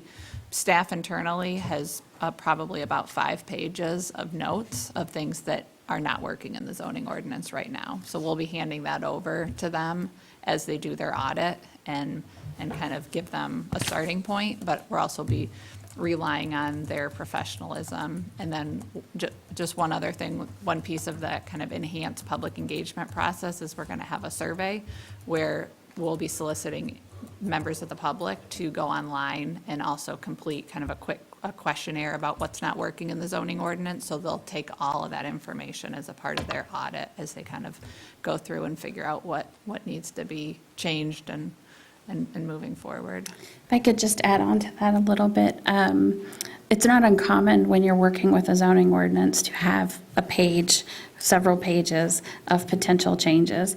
The zoning ordinance complexity comes in when you are implementing that zoning ordinance, and so that's not uncommon. But they were very happy to hear that there's been kind of a running line of that so that they have some things to work from. But I think Claire even specifically talked with them about, you're reading every word of this? And they confirmed, yes, we read every word of this. It's not like they just take their ability to be a quick study and apply it and assume they have everything. They are going through those documents. Okay. Couple more comments real quick on everybody. So for anybody out there that represents the different firms, certainly appreciate all the proposals. I did, you know, one of them obviously bubbled the top as the pricier one of the proposals, but they did have something that kind of intrigued me. Didn't have a whole lot of detail around it, but it suggested there was a line item for training. And I'm assuming that's part of, maybe part of developing the manual and then also spending time with staff and boards to train them and kind of catch them up to speed on what's changed. Do you anticipate that will be part of this as well? I know it's not line item, but is that going to be, I guess, your, you know, sort of your direction to guide them? Yeah, I think that's certainly something that we can integrate into the working group process. Okay. And then I guess the last comment here, and I'll leave it be. As far as public engagement, I think it's absolutely critical that we have very, very good public engagement. And I know you've done a really good job with some of our initiatives here over the past couple of years since I've been involved in the township. Does it make sense to also have some sort of itemized breakout, an hourly rate, if we wanted to? You know, 12 months is a long time, and if we wanted to do something different, if we weren't getting good public engagement online and we wanted to, say, do something in person, have an open house or host something that maybe they didn't include in their original proposal, and we wanted to, you know, have something like that. Just a thought, a suggestion. I think if I could, I think we could, absolutely. And that's one of the reasons when we were looking at this, when we were like, well, we really want to beef up that level of public engagement. And that's why we reached back out to them. They felt like they could contain a lot of that, I think, in their price that they have. But one of the things I would ask the board is to consider when they approve the contract to also approve like a 5% contingency as well on top of it, so that if there's something where we are doing a focus group or something and it's $1,000 charge, then we're not, you know, concerned that it's, you know, $1,000 over the 76, it's 77 and 776. So we could do that, which would give some flexibility to the planning and zoning staff as they're going through this process with the vendor. And then it seems like there was one other nope, but I think I'll leave it there, but yeah, I think that that would be a good thing. I do want to mention, that is what I wanted to mention, in the request for proposal, and I think the board is aware of this, we had kind of outlined the process that would, the public engagement piece of it, where we talked about the steering committee made up of staff and representatives of the planning commission. That has morphed a little bit in that, as you know, because you've placed, I think it was Matt, correct, on that board, that has changed a little bit in the makeup, and that it's from the ZBA and the planning commission and the board. So I think that with that morphing from just the planning commission working with them to that wider representation from the boards, I don't think that's, I think that's a good thing, but I also think that that piece where you're talking about where the one outlined it in training and however we handle that will be important too, because we want to make sure that every member of that planning commission is brought along with this process too. So can I just, they've put a 5% contingency on that 72.5. Right. Are you suggesting that we do a 5% contingency on the 76,125 plus the 5,000? You know, I think I would. Typically, you'll see like a 10% contingency. That's the straight full contingency, but that one's built in, so that's why I suggested that 5%.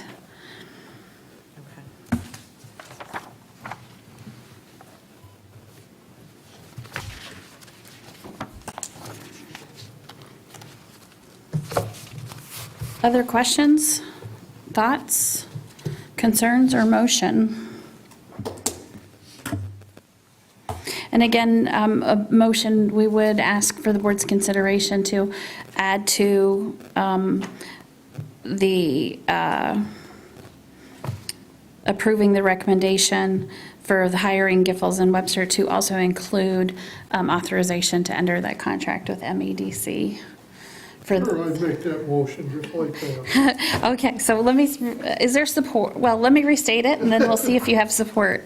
Is there a motion to approve the recommendation for the selection committee to hire Giffords and Websters to rewrite the township's zoning ordinance in the amount of $76,125 plus the additional $5,000 for development guide and adding a 5% contingency?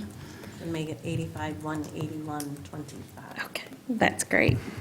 And to approve, the township enter into the agreement with MEDC to receive the $30,000 in grant funding to support the zoning ordinance rewrite.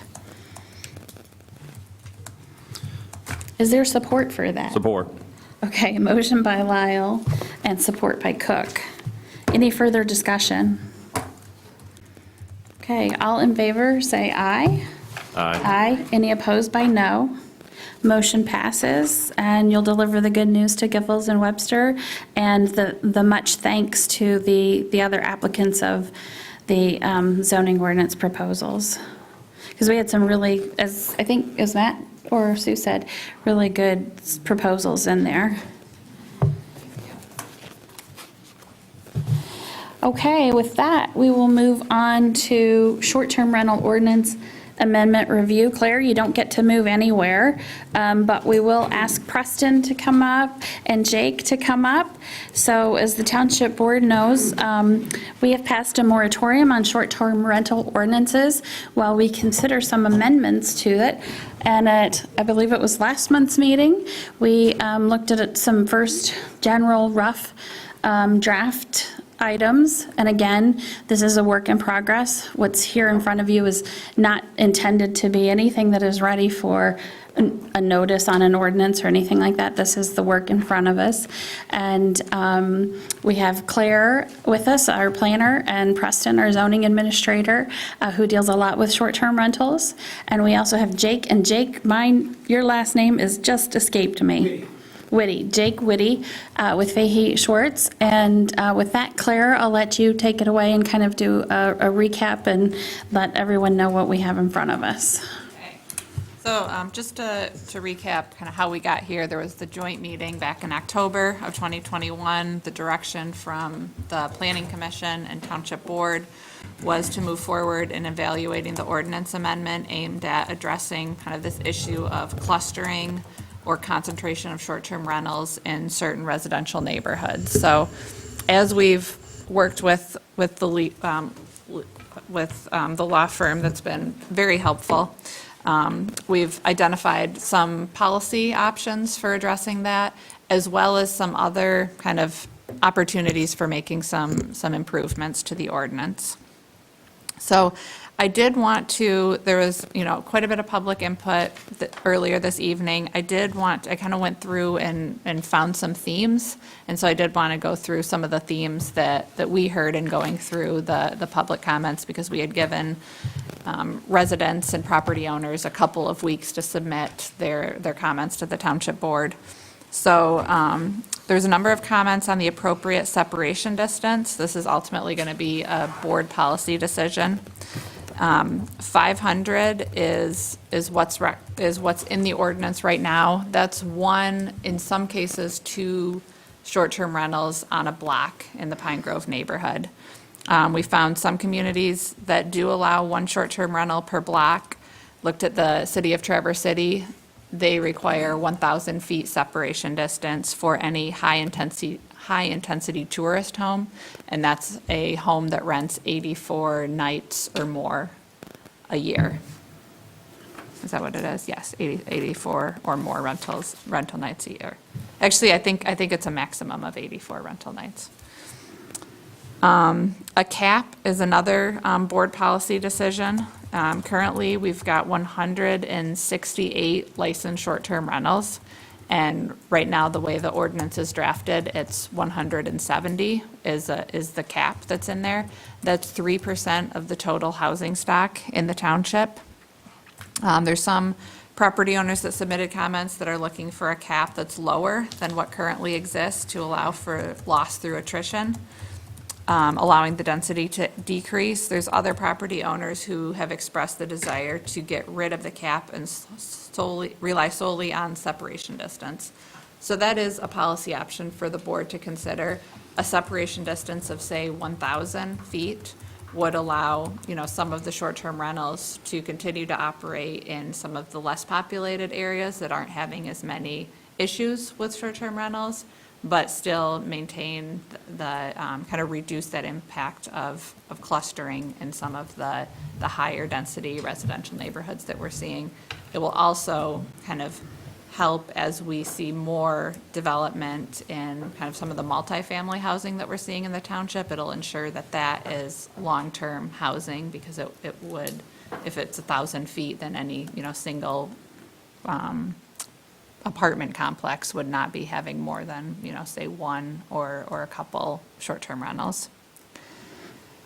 Another policy decision is transferability of the license to a new owner. So if they're non-transferable, there were concerns expressed that this unfairly hurts existing license holders who have made a financial investment. On the other side, there's concerns about artificially inflating the worth of homes and making the playing field unequal to those without a license, so kind of grandfathering in those. There's also input related to reducing the impact on surrounding property owners. So you heard some comments on that earlier this evening. Some of the recommendations regulating activities associated with short-term rentals, so that could include bonfires, that could include boats, that could include, not allowing RV or, any camping on the site. Porta potties was also mentioned.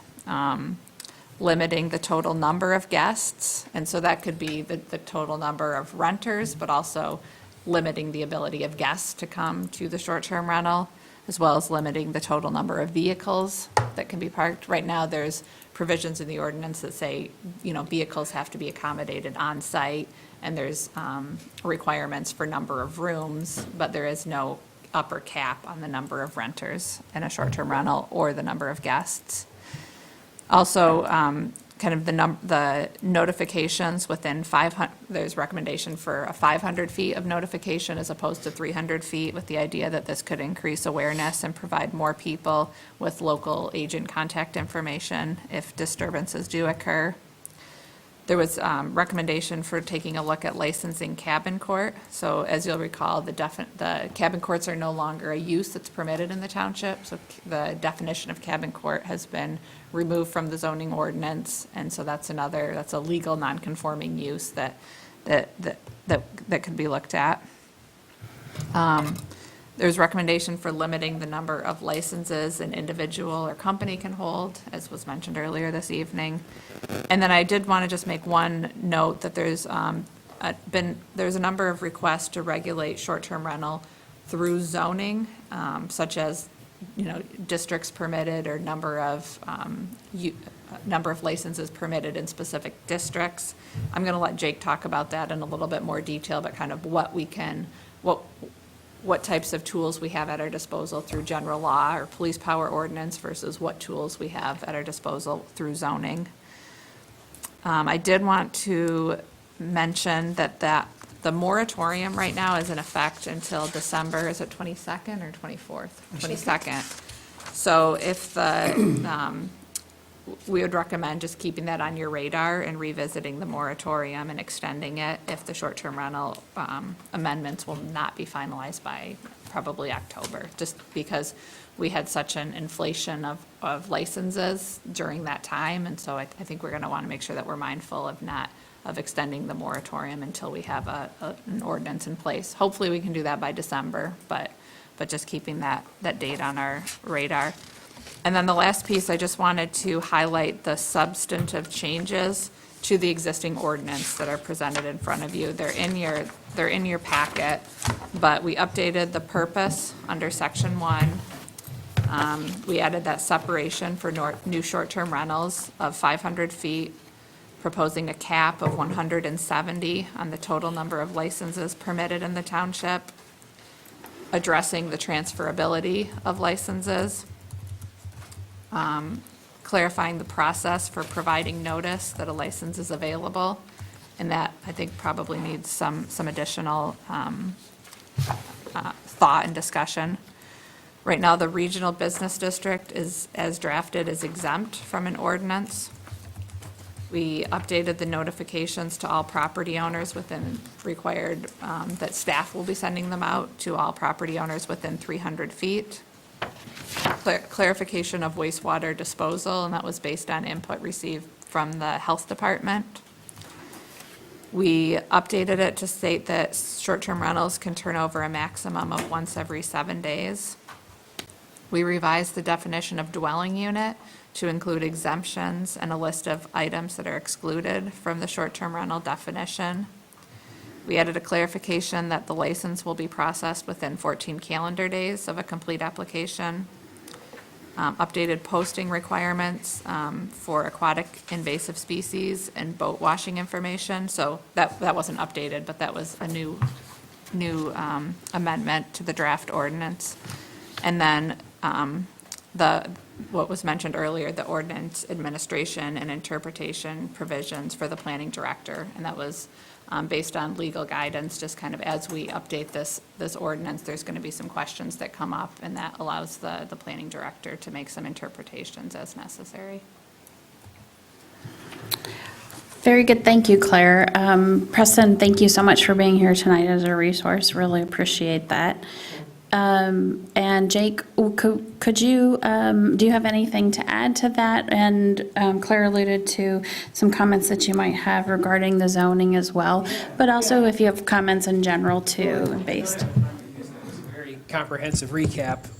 With respect to the notion of, what aspects of this we should be regulating under the zoning ordinance versus a general law ordinance, the most important distinctions there is that, and painting in kind of broad terms here, a general law or regulatory ordinance is something that's going to apply to the township as a whole, where if we're talking about the zoning ordinance, that's where it's appropriate to regulate by zoning districts.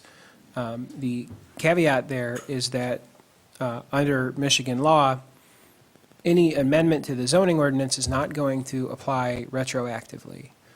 So while there is an option in a general law ordinance to grandfather in prior non-conforming lawful uses, that's not really an option under a zoning ordinance.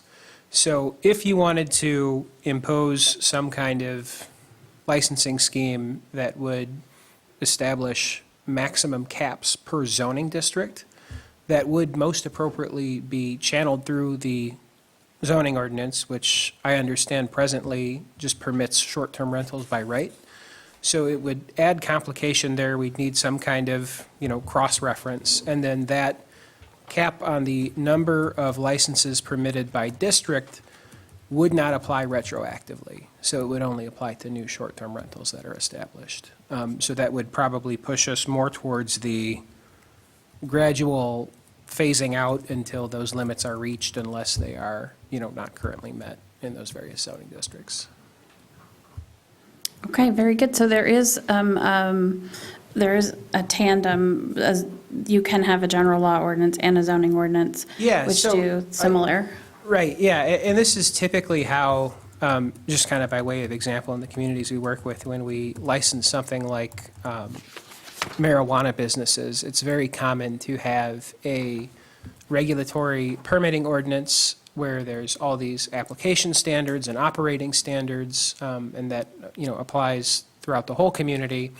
And then there's a corresponding zoning amendment that says these are the places where these uses can be, and then you also have to go through special land use and site plan review as kind of like a holistic approach where, if just one or the other, there might be some things that are missed, but using a combined approach, you can kind of regulate geographically and then also regulate retroactively as to the, activities that are taking place. And did I understand correctly when, that increases the complexity, obviously, of? Right, yeah. So, right now, all of the township's short-term rental regulations are contained inside the regulatory ordinance, or the general law ordinance, whatever you'd like to call it. If we start adding regulations by district in the zoning ordinance, that's just another, place where people have to look to figure out where the regulations are. It's not to say that it wouldn't be doable, but it would be more complex, and then you'd also have to kind of be mindful moving forward in the future. If you amend one, what influence is that going to have on the other? Jake, did you have any other input based on any of the recap or anything else? There wasn't a whole lot that I wanted to add. I think Claire really hit the nail on the head for most of this. There are just kind of some, I think, very impactful policy decisions that the board's going to need to consider, especially with, first kind of how do we address this density problem via a cap or, and proximity restrictions. And then I think the issue of transferability of issued licenses is also going to have some sweeping implications depending on where the board wants to fall there. But aside from those two things, our input has been more of the kind of nuts and bolts and finding, solutions for these problems rather than encompassing the policy considerations. Sure, absolutely. Sure. Well, thank you for being here as a resource as we wade through this, so. Yeah, absolutely. All right, so we'll open this up to the board for questions. Oh, Claire? Can I just add one more? Sure. One more thought. I think in some of, and going back just to the zoning ordinance versus general law, I think in some of our initial conversations, we were looking at the general law because of some of the legislation that was potentially preempting the local control under zoning. And so I think that's just one thing to keep in consideration, is that I think that this was drafted as a way of having some level of control if this state legislation preempting local zoning for short-term rentals were to go into effect. I appreciate you reminding us of that, because I believe we've had two different firms take a look at that, and, just in a cursory review and of the legislation that was pending, and felt that we were on solid ground with our general law ordinance based on that potential legislation. So, yeah, so with that, like I said, we will open it up to questions, and we can try to gather this around like specific questions at first, but let's go ahead and hear some of your thoughts and concerns at first. Sue, did you have something? You raised your hand? I wanted to see how it would be impactful with legislation if we kind of did a mix of the two. I understand if they take no action when they close for Christmas, it dies and would have to come back forward again in the new year. But I was concerned if we tried to interweave the two without one, how does the other stand? And so I'm glad that you made that clarification. Right, and the impact there would depend on how much of the regulations are kind of migrated over to the zoning ordinance. Certainly what we would do is both the amendment to the zoning ordinance and the zoning ordinance itself, I'm sure, as well as the general law ordinance would have a severability clause, saying whatever is struck down, the rest of this is going to remain in place. So that's something we could, absolutely be mindful of when putting it together. And I think it's also a very good argument for keeping as many of the generally applicable regulations in the general law ordinance, and just, those regulations that we want to apply to specific zoning districts, if that is an option the Township Board wants to explore, keeping those in the zoning ordinance. So if the bill passes and zoning regulations of short-term rentals are struck down, then maybe the individual license cap per zoning district would no longer be in effect. But you would still have a licensing scheme. And you could even still include, a township-wide cap on licenses in here regardless of how those licenses are allocated amongst the various zoning districts as kind of a, check to whether or not the township loses its ability to regulate in that manner. Okay, thank you. Okay, other questions? Go ahead, Matt. So did I just hear, so let's say we take the 170 township-wide as a cap. Sure. Then can you regulate a certain section to say there's only 30 in the Indian Trails neighborhood, for instance? Well, I think if you're doing it by the zoning ordinance, probably the most effective route would be to regulate either by zoning district, and I don't know if that's, and forgive me, I'm not familiar with all your zoning districts, but yes, I don't see any reason why you couldn't impose a, specific license caps for specific zoning districts. And if you also have a, corresponding maximum cap in the licensing ordinance, that would be acceptable too. The other part of this is this 500-foot. Is that from property line to property line, or is it from building to building? Under the current draft that we've presented, it's from property line to property line. But that's not set in stone.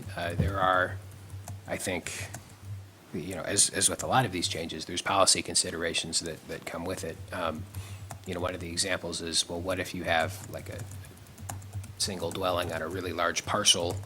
It might not even be an issue to anyone nearby if it's like 10 acres. Well, that's my point. That's my situation. Right. If it's property line to property line, my neighbor that I butt property to property with, his house is over a mile away. So if I have one, can he have one? By definition, if it's property adjoins, he can't. Right. So that's my problem with the general law ordinance, is that we're regulating the whole township as if it were one large subdivision. And there's an awful lot of us that live in rural areas that, in a sense, are being punished because of it. And that's happened several times before. So it's not that I'm opposed to it, but take into consideration how can we tweak this to make it more applicable to different districts. That's why we have zoning.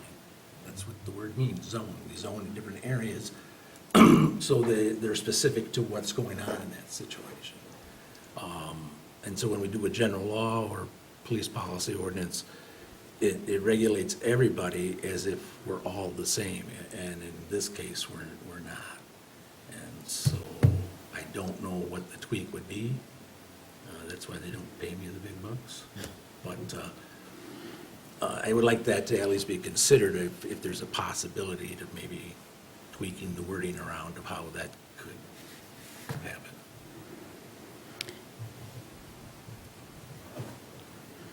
Jake, you mentioned too, one of the things we always have to think about when we pass a general law ordinance or a zoning ordinance, kind of the guiding beacon that it has to do with.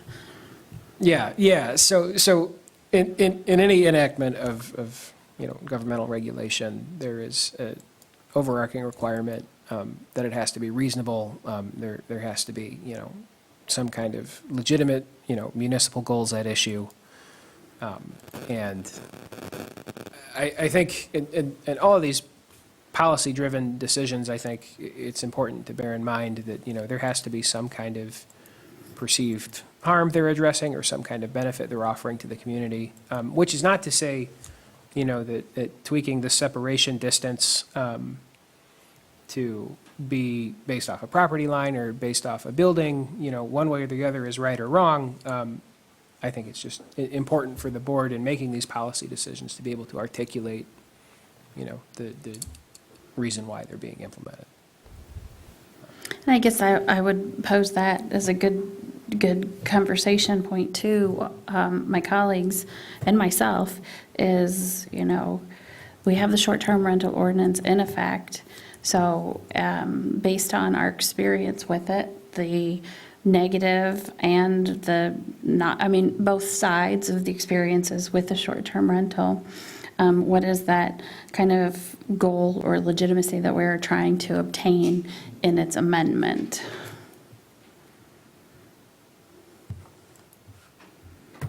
You asking? That's just a question I pose out there. That's just, something that I was thinking of that thought it might be helpful to just kind of solicit your thoughts as well.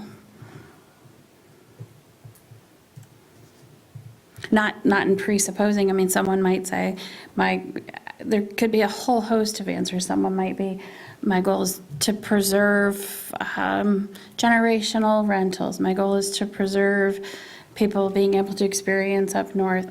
My goal is to preserve neighborhoods. My goal is, to preserve equal property rights, that type of thing. I'm just offering that as a eliciting question. Well, I would say one of my goals or unintentional results is to eliminate the clustering of short-term rentals and the negative impact that it has on where that's clustered. Okay. What is the input from the rest of the board on that observation? I agree. Our problem lies within the clustering and the grouping in high-density areas. Well, it's not just one neighborhood. There are multiple, but, yeah. But where there are multiple homes within a certain area, that's where the problem exists, because technically, the way it's written now, with the cap of 170 for township-wide, those 170 could be in one general area, in one subdivision. Or a couple, yeah. So, does the cap really produce the results that we're trying to get to? What, Glenn, how? I would agree with Tracy. It's what we've heard from the public is the neighborhoods are no longer, quote, neighborhoods. But, we're talking about, like Matt said about, it could be clustered into one. They're not done that way. And the way that this ordinance is running, that they're spread out. The only thing that we've got is by putting the distance between them. That's the only way you can break the cluster up. I don't think that, personally, going through the zoning or the ordinance, would be, would we open it up to grandfathering in what is there? That would be my concern with the clustering. I've got a couple other concerns, but I'm gonna wait till you Okay. get through this. Okay, that sounds good. That sounds good. I know you won't let me forget about them, right? You betcha.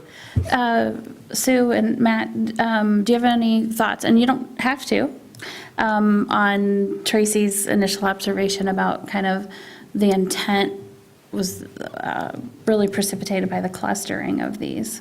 Yeah, and I think the idea that, this call it arbitrary, call it, a well thought out number of 3% of housing stock, I think was kind of what we base this off of.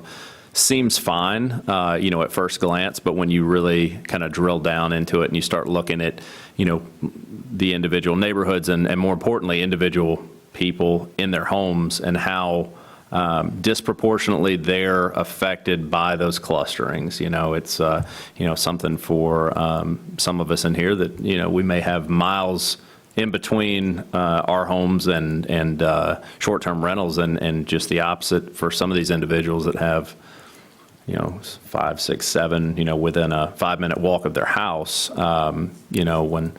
When all 5, 6, or 7 of these STRs are fully cranked up on a July 4th weekend, it might be a little bit different of a neighborhood than it was 10, 15, 20 years ago. I know there was some comments, some public comment about buying property and constructing homes for the sole purpose of short-term rentals. And I think, that's fine. That's a business that someone has decided to move into. But to look back probably, and I wasn't here, but most of these neighborhoods probably across the country before we had short-term rentals in their current form, to look back and you went from, neighborhoods to maybe someone renting out a place occasionally for a holiday weekend, to, now getting into an Airbnb or a VRBO, and now it's, it's fully monetized and on the web. And then things now have progressed to a point where someone, a business entity is deciding to buy property for the sole purpose of building a home, to operate a short-term rental. Just seems like it's a kind of a bridge too far. And maybe it's time to, not only address this from a zoning perspective in those individual zoning districts, because this is where they're having the most impact, but also, maybe, frankly, in my opinion, maybe look at reducing the total number of licenses available in the township. I know we're at 170 from a moratorium standpoint now, but maybe looking at dialing that back through attrition moving forward. Sue, comments on the clustering of those? Sure. I guess I would like to be able to see somehow that we would incorporate zoning into it. Meets and bounds properties versus subdivided properties, where we're having those, our biggest changes to our communities are in those subdivided properties where they're tightly clustered. As just in residential properties in general, you've got your 100-foot lot, you've got your 50-foot lot on some of those places, you've got 150 feet. If you look at that, the guise of the 500-foot ruler, that looks a little bit different than a meets and bounds of established acreage parcels. I think you can do something around the lakes and around our Munson.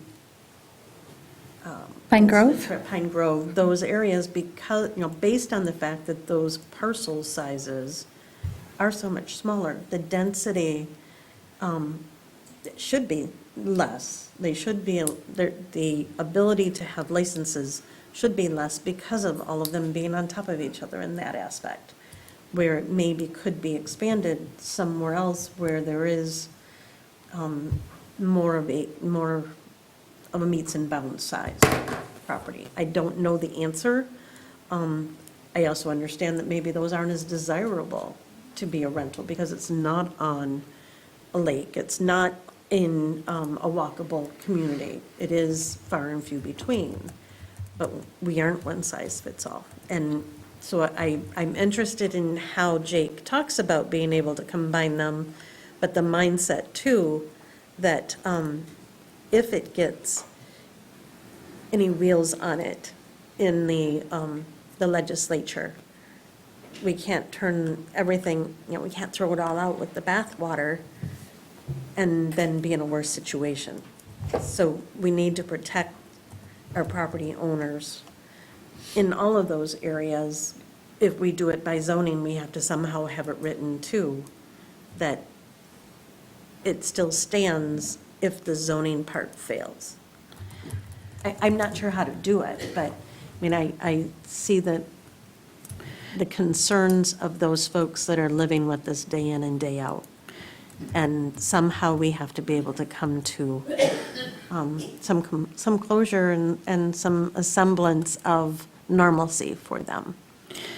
So if I'm not crystallizing it down too much, I'm hearing some pretty uniform agreement to that separation distancing would, well, let me say this first, that the clustering of these and the density is an issue. And two, that the separation distance is something that is pretty uniformly agreed upon then. Some sort of separation distance. Right. Not sure what that number might need to be Right. at this point. Right. Go ahead, Tracy, did you have a follow-up on that? You sound No, I okay. just have another comment, so finish what you're doing. Nope, go ahead. Well, I just wanted to, as much as we're talking about the difficulties coming with short-term rentals, I just know from experience of living down in the Pine Grove subdivision, I lived there for 30-some years, I had just as much problem with the homeowner or the long-term renter as some people have said they have with the short-term renter. So I can't say that all of these things are just short-term rental problems. We just have a more dense, they're more densely brought together instead of one or two problems in a neighborhood by specific. It could be a homeowner or a long-term renter as opposed to just short-term rental. So I don't So know. if I could just feel like extrapolate, I'm- yeah, let me try to extrapolate that just a little bit to see if we find some uniform value here. And I guess what I'm hearing you say, taken a little broader, is that there are two sides to this story. And that there are some very real difficulties for short-term rental neighbors. And there are some very real difficulties or rights for some short-term rental owners. And that, it has to be a balance between them. Would that be a fair Yeah, and statement? I would just say, at least they're only there for 7 days if you have a bad batch, instead of living next door to a long-term renter who is continually doing that, and you don't have a method to do anything other than call the cops. Okay, maybe we could move there from, and we'll get to the details of some comments as well, but let's maybe hit some of these high policy choice points. And I think we've already started on one, right, which is that clustering and that distance. So let's kind of finish that one up. I realize that we're talking about, do we do this through zoning or do we do this through general law? Do we measure from the house? Do we measure from the property boundaries? But let's just kind of go from what we've seen before, which was that first version draft that we saw before, rough draft, had a 500-foot separation in there. Generally speaking, do we feel like that maybe not quite enough? And we want to take a look at like that 1,000? Or is anyone suggesting something different or non-existent of that? But are we looking at that separation? And then we'll get to how we do that and where it's from. I would say yes, it probably in some cases needs to be increased from the 500 feet, but I guess my question, so I could have a handle on it in my mind, is what, for example, the Pine Grove neighborhood, what would be, if there was which we know there's a cap on licenses, but in a worst case scenario, if every license went to that neighborhood and we had a 500 or 1,000 foot distance between them, what would be sort of the carrying capacity of the neighborhood? Are we talking about at 500 feet distance, is it? Is it 10 short? Is it 10? And yeah, what's the impact? I know it's probably a lot tougher to quantify because every property line is going to be a little bit different, but there should be, some sort of, some sort of idea. I mean, I'd just like to know, what kind of results you're going to have out of a decision like that to go from 500 to 1,000, or maybe it's 750 or. Well, and then the flip side of that is, how do you get to that at this point?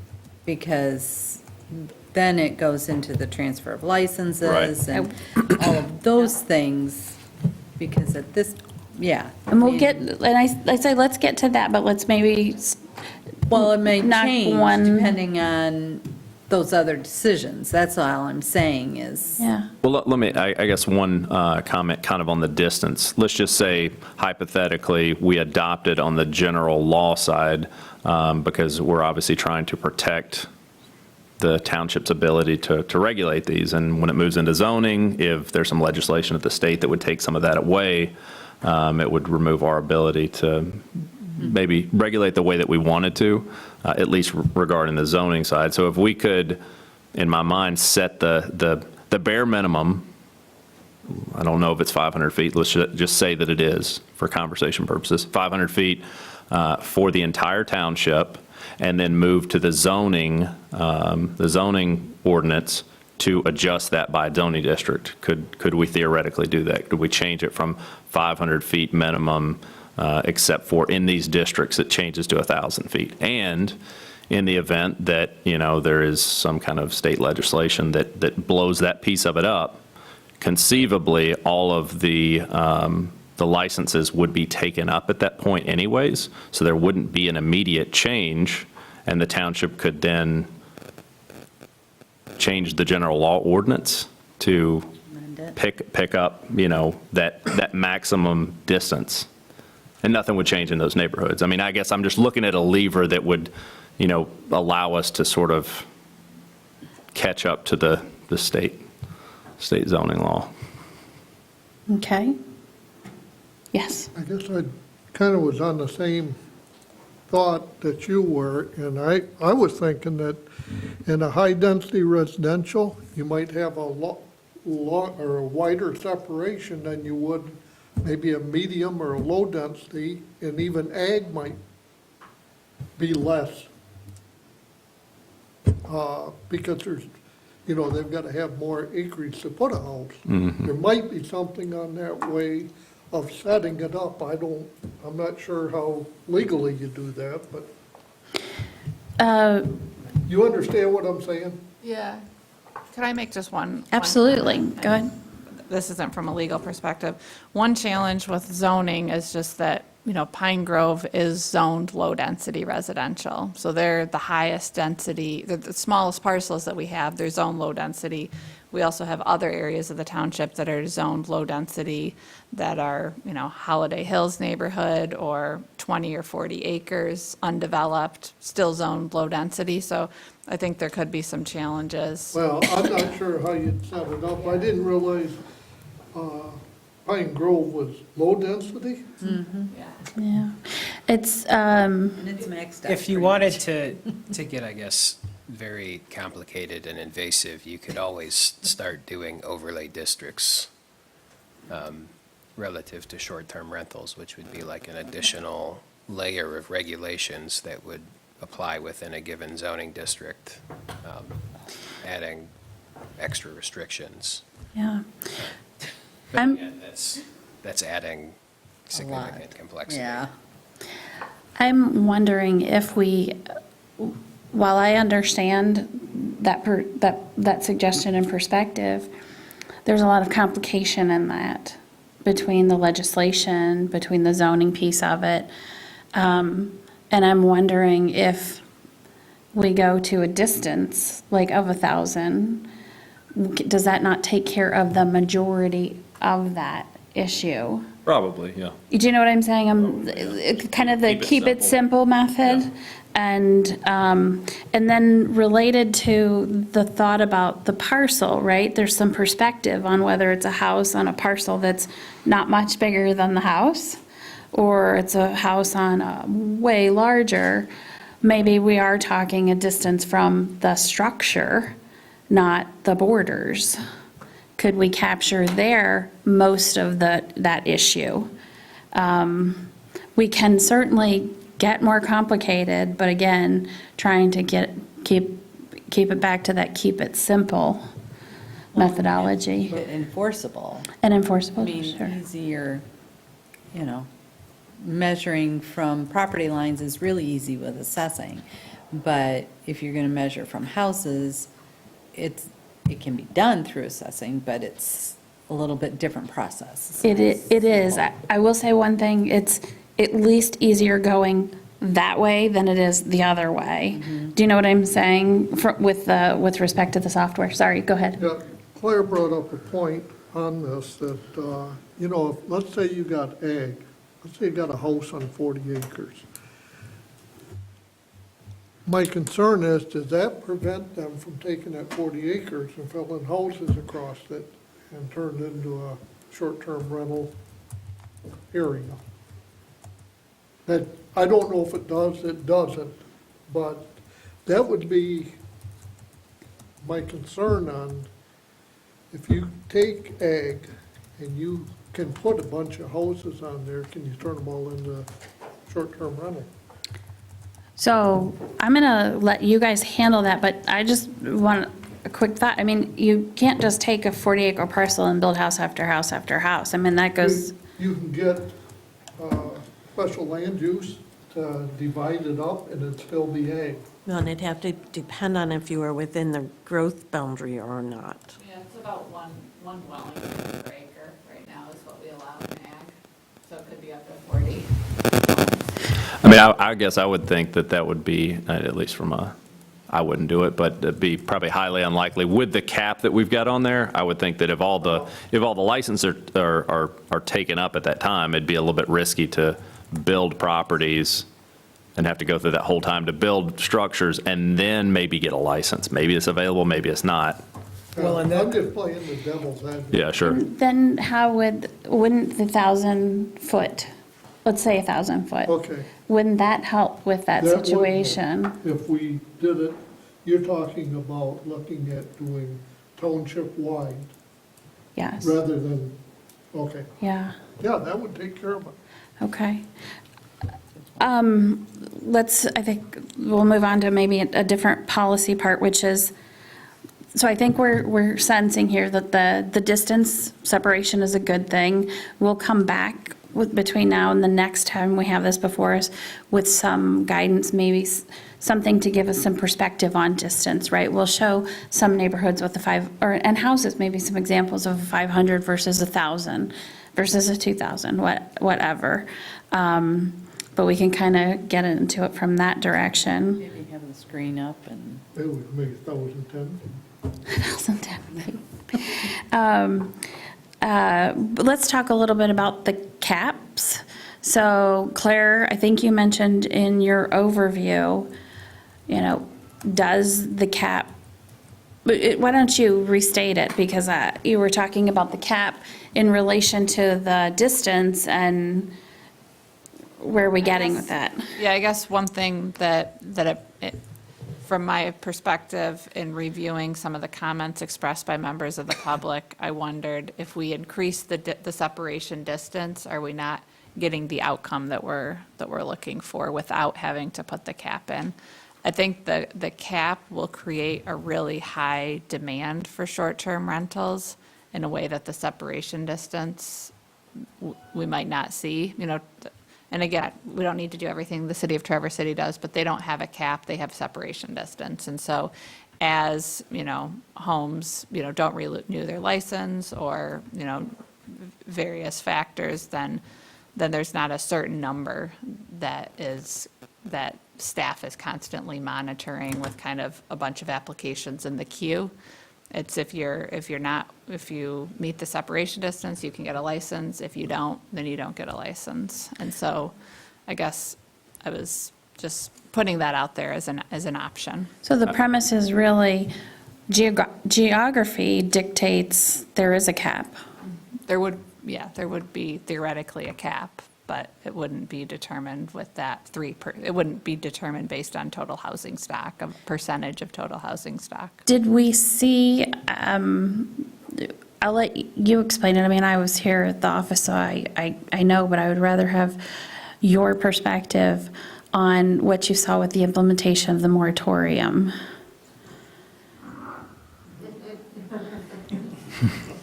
As far as the demand, or, I don't know, Preston, what was your experience when we implemented that moratorium? Can you clarify the question a little bit, so I narrow in on what Don't you're... use big words. I'm moratorium, that's a pretty big one. I always have to check my spell check. Oh, I don't know.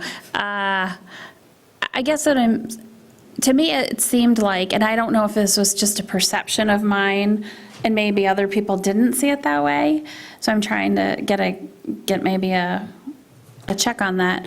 It seemed to create kind of a fervor or demand where maybe there wouldn't even have been some. Absolutely. That's correct. Yeah, Okay. There was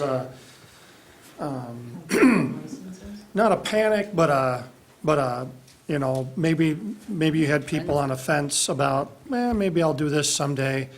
That inspired them to go and apply right now and get it. And so there was certainly an increase in applications that were received. So that moratorium did spark a sense of urgency. Yeah. And did you not feel that we had that before? No. Nope. Not from my perspective, no. Okay. So, I'm sorry, Matt, looked like you were ready to make a comment, so I was just, bringing up the cap and the geography potentially. Yeah, I mean, I think the cap is too high personally, as it is. I think it should be reduced and not eliminated because, Traverse City, I guess, is a good example, but difference there is they're fully built out, whereas we have a lot of rural land, so it'll just be the next property and the next property until, in my mind, you're infilled with every available 1,000-foot radius parcel that has a home on it is going to be purchased for short-term rental. Okay, I hear that concern, yeah. perspective. I guess where I was thinking of it, or kind of trying to think of it is, is the cap necessary when geography creates that? But I hear what you're saying too. I guess, well, the one piece I we can see haven't that really, both I don't know, addressed in detail. I know it's mentioned in the purpose here, but not going all the way back to number one, but is to sort of maintain some housing stock and not have people that are trying to buy a house for a family competing with an out-of-state investor or even an in-state or local investor that's trying to turn a profit. So that's a really good point, because that goes back to what was the point, and you mentioned the density, so you're adding one, which is really the availability of housing stock. Okay. What's the rest of the board feel about that idea, the housing stock, and also the cap? I guess the one thing that I would bring up on the cap is, until we get the problems all figured out, we can always raise the number on the cap once everything is straightened out, but the way it is right now, if we raise the cap, you're gonna have, if you raised it 30, within a couple days, you're gonna have 30 applicants in there. Couple hours, probably. But Yep. this whole thing started with the problems that were encountered by having all these short-term rentals, especially in one area. And I think that we probably need to get the problem straightened out so everything's running fairly smooth before we even look at maybe increasing numbers. Maybe that's something down the road we could do. So I'm just trying to clarify what you're saying. Are you saying that you would like to see a cap in place? Yes. Okay, because we don't have a cap currently, but you're saying you're supportive of a cap.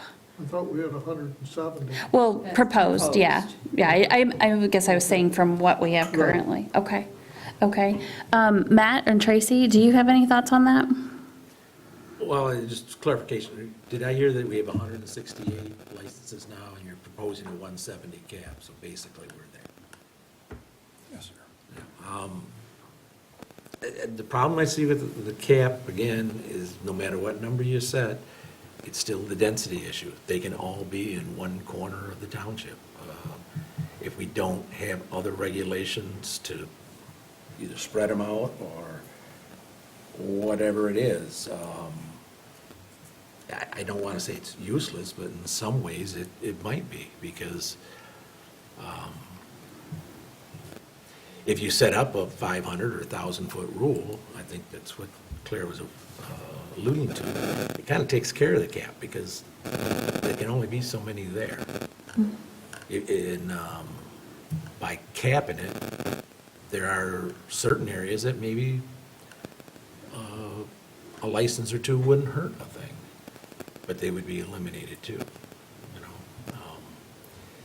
It kind of, one thing I do struggle with is this idea of interfering with somebody's rights. I mean, they're all tax-paying individuals, and now we're regulating, saying you can and you can't. We're picking winners and losers. I understand that that's kind of what we do here, but I do struggle with that part of it. So by setting a cap, then we're picking how many winners we can have. And, so I know, You would I'm essentially kind of just- rambling. Well, I think I'd like to see establish a distance as more as we worry about a cap. What would your comment be about, the housing stock? Well, with housing stock, I mean, yeah, we all know that that's where we're short, but it's also got a lot of other things that play into it, not just the short-term rental thing. I mean, it's the economy, it's a lot of stuff. So, and again, part of our situation there too is that we are kind of a retirement community. So people move here and they live in those houses for a long, long time. And so the stock doesn't turn over. And so you can't force that to happen. So. Okay. Tracy, did you have any thoughts on the cap, or a cap? Yeah, I think we need a cap, at least until, like what Glenn said, is we kind of get a handle on some of that clustering and density that we're experiencing in different places. And I think between the distancing and a cap that will allow us to get to that, it will probably be over many years, because you'd have to find somebody that wants to buy a house that has a license, that wants to live in it or do a long-term rental instead of a short-term, in order to eliminate, especially if we're allowing transfer of licenses. So I think you need both at this point in order to get to something that we're trying to achieve. So I think you need both, at least at this time. I don't know if at some time in the future we can eliminate the cap, but, Claire, when you mentioned the city, they're a much smaller, denser area. I mean, we're, what, 36 square miles or something like that, and the city is, I don't know, 10 or 12. I mean, it's much smaller, so distance would be appropriate there because there's not as much area for them to expand to. But we're much bigger, I mean, much larger. I think we have to have both in order to get there. And there was something else, Matt, that you had alluded to. I was going to make comment. Well, you remind me when you think of it. And for a second, I'll ask Sue, would she, try being the chair when that happens to you. Have a little grace. Sue, the cap, thoughts on that? I would like, we currently have 168 licenses. Claire and Preston, are those all active licenses or active and inactive? If we were to have a number of what were inactive, what would that number be? We have inactive licenses that are like licenses from 2019, 2020, 2021. A lot of those are still addresses that are active, so basically it would be a very inflated number, 500, 600 inactive licenses, so it doesn't give us a lot of helpful information. I was just trying to come up with people that may not have, that had an active license, but for some reason it lapsed. Not necessarily the moratorium, but for whatever reason. So I was trying to get a better handle on that. So I think our cap needs to be lower than what we currently have with the grandfathering in of what is there, so that someone that has an active license doesn't fall off necessarily, except for when, so let's just throw out a number. We have 168, we make the cap 150, but then we take into consideration that 1,000 foot, whether it be from the corner of the home or the lot line, whatever we end up doing, that they're grandfathered in until the home sells. It's not transferable. So you might have 170, but if they sell their property, they don't get a chance for it to be a short-term rental again. It's gone. And then it falls within that 1,000 feet, if that's the way it's calculated. They're there now, but they sell, it's gone. I don't know that that's the answer, but I don't think we want to inflate that number to more than what we actually have as active right now. So, may take it back to the cap. You are supportive of a cap and actually think that it should be lower than the 170. Okay, so go ahead, Glenn. I got one question, because you talked about inactive license. If somebody has paid for their license for a year and they do not renew it, is that what you're considering inactive? No, it's the way that the system tracks. Say somebody has had a license for 4 years, they never actually get rid of the 2019 license that they had, the 2020, the 2021. So when we query those all come up as inactive licenses. But technically, they don't have the license No. anymore because they never just- renewed it. That's where you're saying we have 168 units. I thought it was 169, but 168 number of units.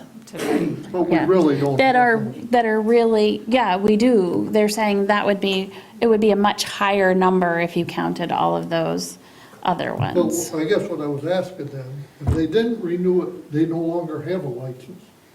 Right. It's like buying a license plate for your car. If you don't renew Yeah. it, you don't have it. So the people who have what you're saying, like, you buy the license, you're operating and you're using it, we're at 168.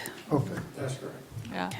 The one other thing that I'll just mention as you're kind of thinking about new development and separation distance, I think the trends that we're seeing is that new development is probably more likely to be clustered like in some of the multifamily that we're seeing. Not to say that we're not going to see more, site condominium, but we're also seeing that the kind of subdivision, site condominium, single family, those have deed restrictions and do not allow short-term rentals. And so none of the site condominium subdivision that we're kind of talking about for potential future development, single family, none of those allow short-term rentals right now. Again, not to say that they wouldn't build something and allow short-term rentals. And I think that we could take a look at kind of a traditional subdivision and tell you how many, with a 1,000-foot separation distance, how many short-term rentals we could have. Is it 5? Is it more than that? But again, I think that would be something that would be helpful to take a look at, because I'm not sure with future development pressure, realistically, how many more short-term rentals that would create. Right, because that kind of goes back, I remembered my thought process. Oh, good. The housing stock, that kind of goes back to that, because Mr. Klaus indicated that up on Vale Drive, which is a multifamily development with, I don't even know how many units he's got up there now, but if we do that distancing, they don't have a deed restriction on it. So to do that distancing is the only thing that would mitigate how many short-term rentals are up there, the distancing or the cap, And the same with, what's going up at Bayview and things like that. I mean, those are multifamily, but they could have short-term rentals in there, although I don't know what their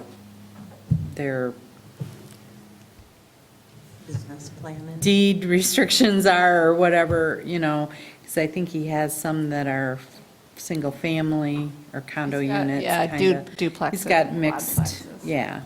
So, that, if we just have a cap and not a distance thing, 200 homes is going to raise our cap, kind of thing. But if we don't have it in conjunction with the distancing, then we're not going to get to what we want, less clustering. Make sense? So we've kind of all talked about the cap.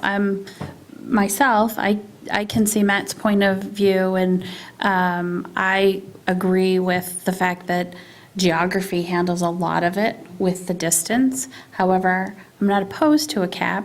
I'm not so sure it's entirely needed if distancing is if we implement the distancing and really look at what that distance would be. But as I said, I'm not opposed to that. And if I'm kind of reading the tea leaves, I've just heard 4 people mention that they are in favor of the cap.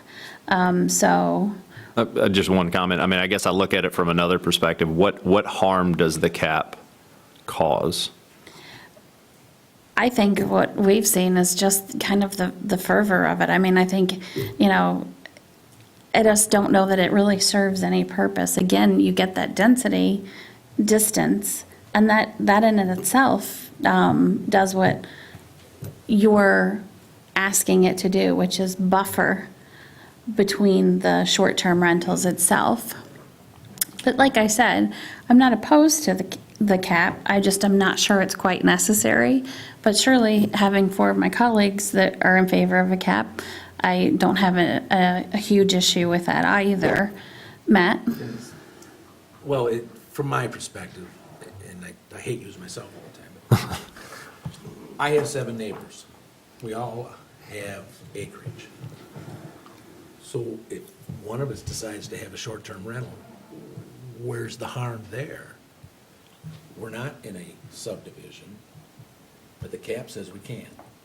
So that's my struggle, is that the problems we're having are in the high-density areas around the lakes and in these. They're low-density residential, Well, but. They're still Yeah, high-density housing. right, whatever you wanna I call it. just don't want it to get confused. But where we live out in the rural area, again, we're being regulated as if we're in that subdivision. So I don't see, to me, where the cap does hurt me, but it doesn't do anything for a subdivision, because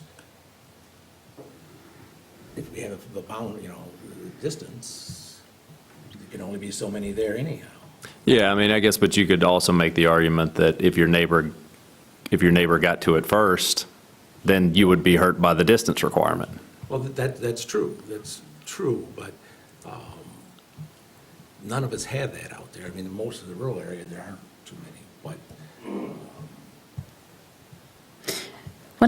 One of the things I think about in listening to this exchange is going back to that beacon of, why implement? Well, implement because we're having to minimize any negative externalities.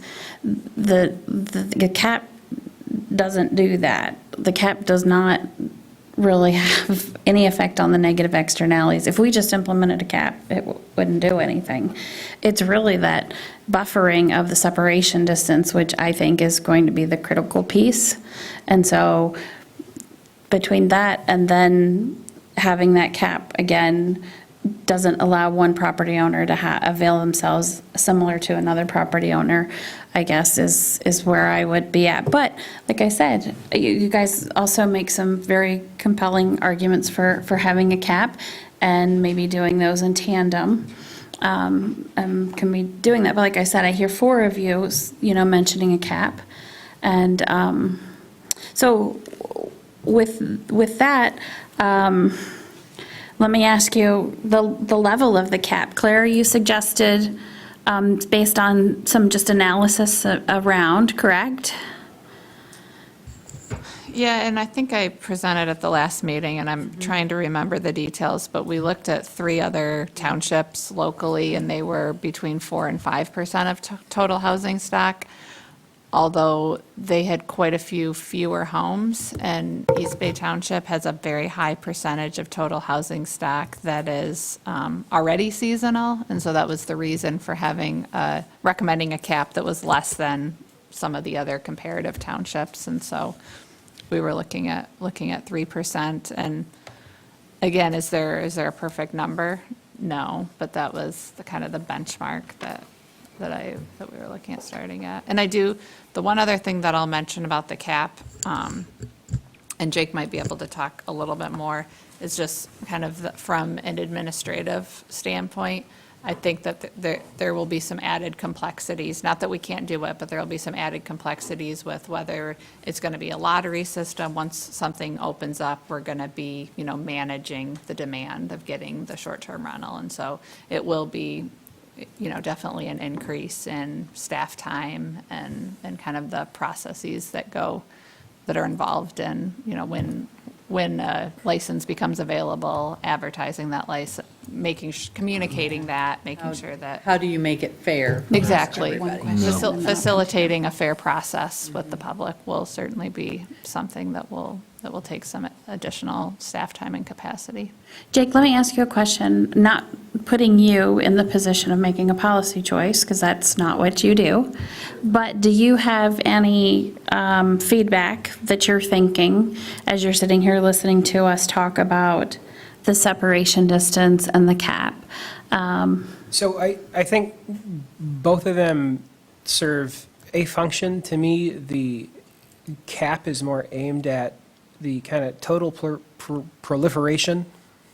It took me a second, but I got it. The total proliferation of these uses within the township, whereas the separation distance is more just the density and proximity. And I think both of those are valid concerns, and you can address both of them at once if, I think one thing that comes to my mind, and again, not making policy decisions, but if there is this very high demand for short-term rentals, and we impose a separation distance, but no cap, the possibility of those uses just kind of hemorrhaging outwards to where the separation distance will allow it is probably something that should be taken into consideration as to whether or not that's something that would be, desirable, or if, there's a concern that these places that might not have been the first pick for short-term rentals, but, having no more availability in the more densely populated areas, if those uses becoming more common over there, if that's something that the township sees as a potential problem. Okay. Okay. And then to echo Claire's point, I mean, there is going to be increased administrative burden with just kind of the practical realities of a cap. I mean, like, do you have to circulate a township-wide notice every time a license becomes available? And then for the purposes of this draft, we implemented a kind of first-in-time where ostensibly we would, make some location and time available to drop off applications, and then whoever gets there first gets a license. That there's a lot of things that can be a hassle there. And the alternative is no better, because to have competitive review, really, in the contexts that I'm looking at, again, this is speaking from experience with the marijuana licensing, where state law authorizes a competitive review process. I mean, then the township is kind of sorting among applicants to determine who's the best situated to get the available license. And that leaves a lot of decision-making open to attack from people who wanted a license and didn't get one. Okay. So I certainly see the utility of a cap, and it's kind of addressing just the maximum number of these uses, irrespective of how close they are. So those are kind of two different parts of a problem. Administratively, it'd be very easy for Claire to go through and say, well, your separation distance isn't met, so you can't have a license, versus having this whole kind of process with available permits. Okay.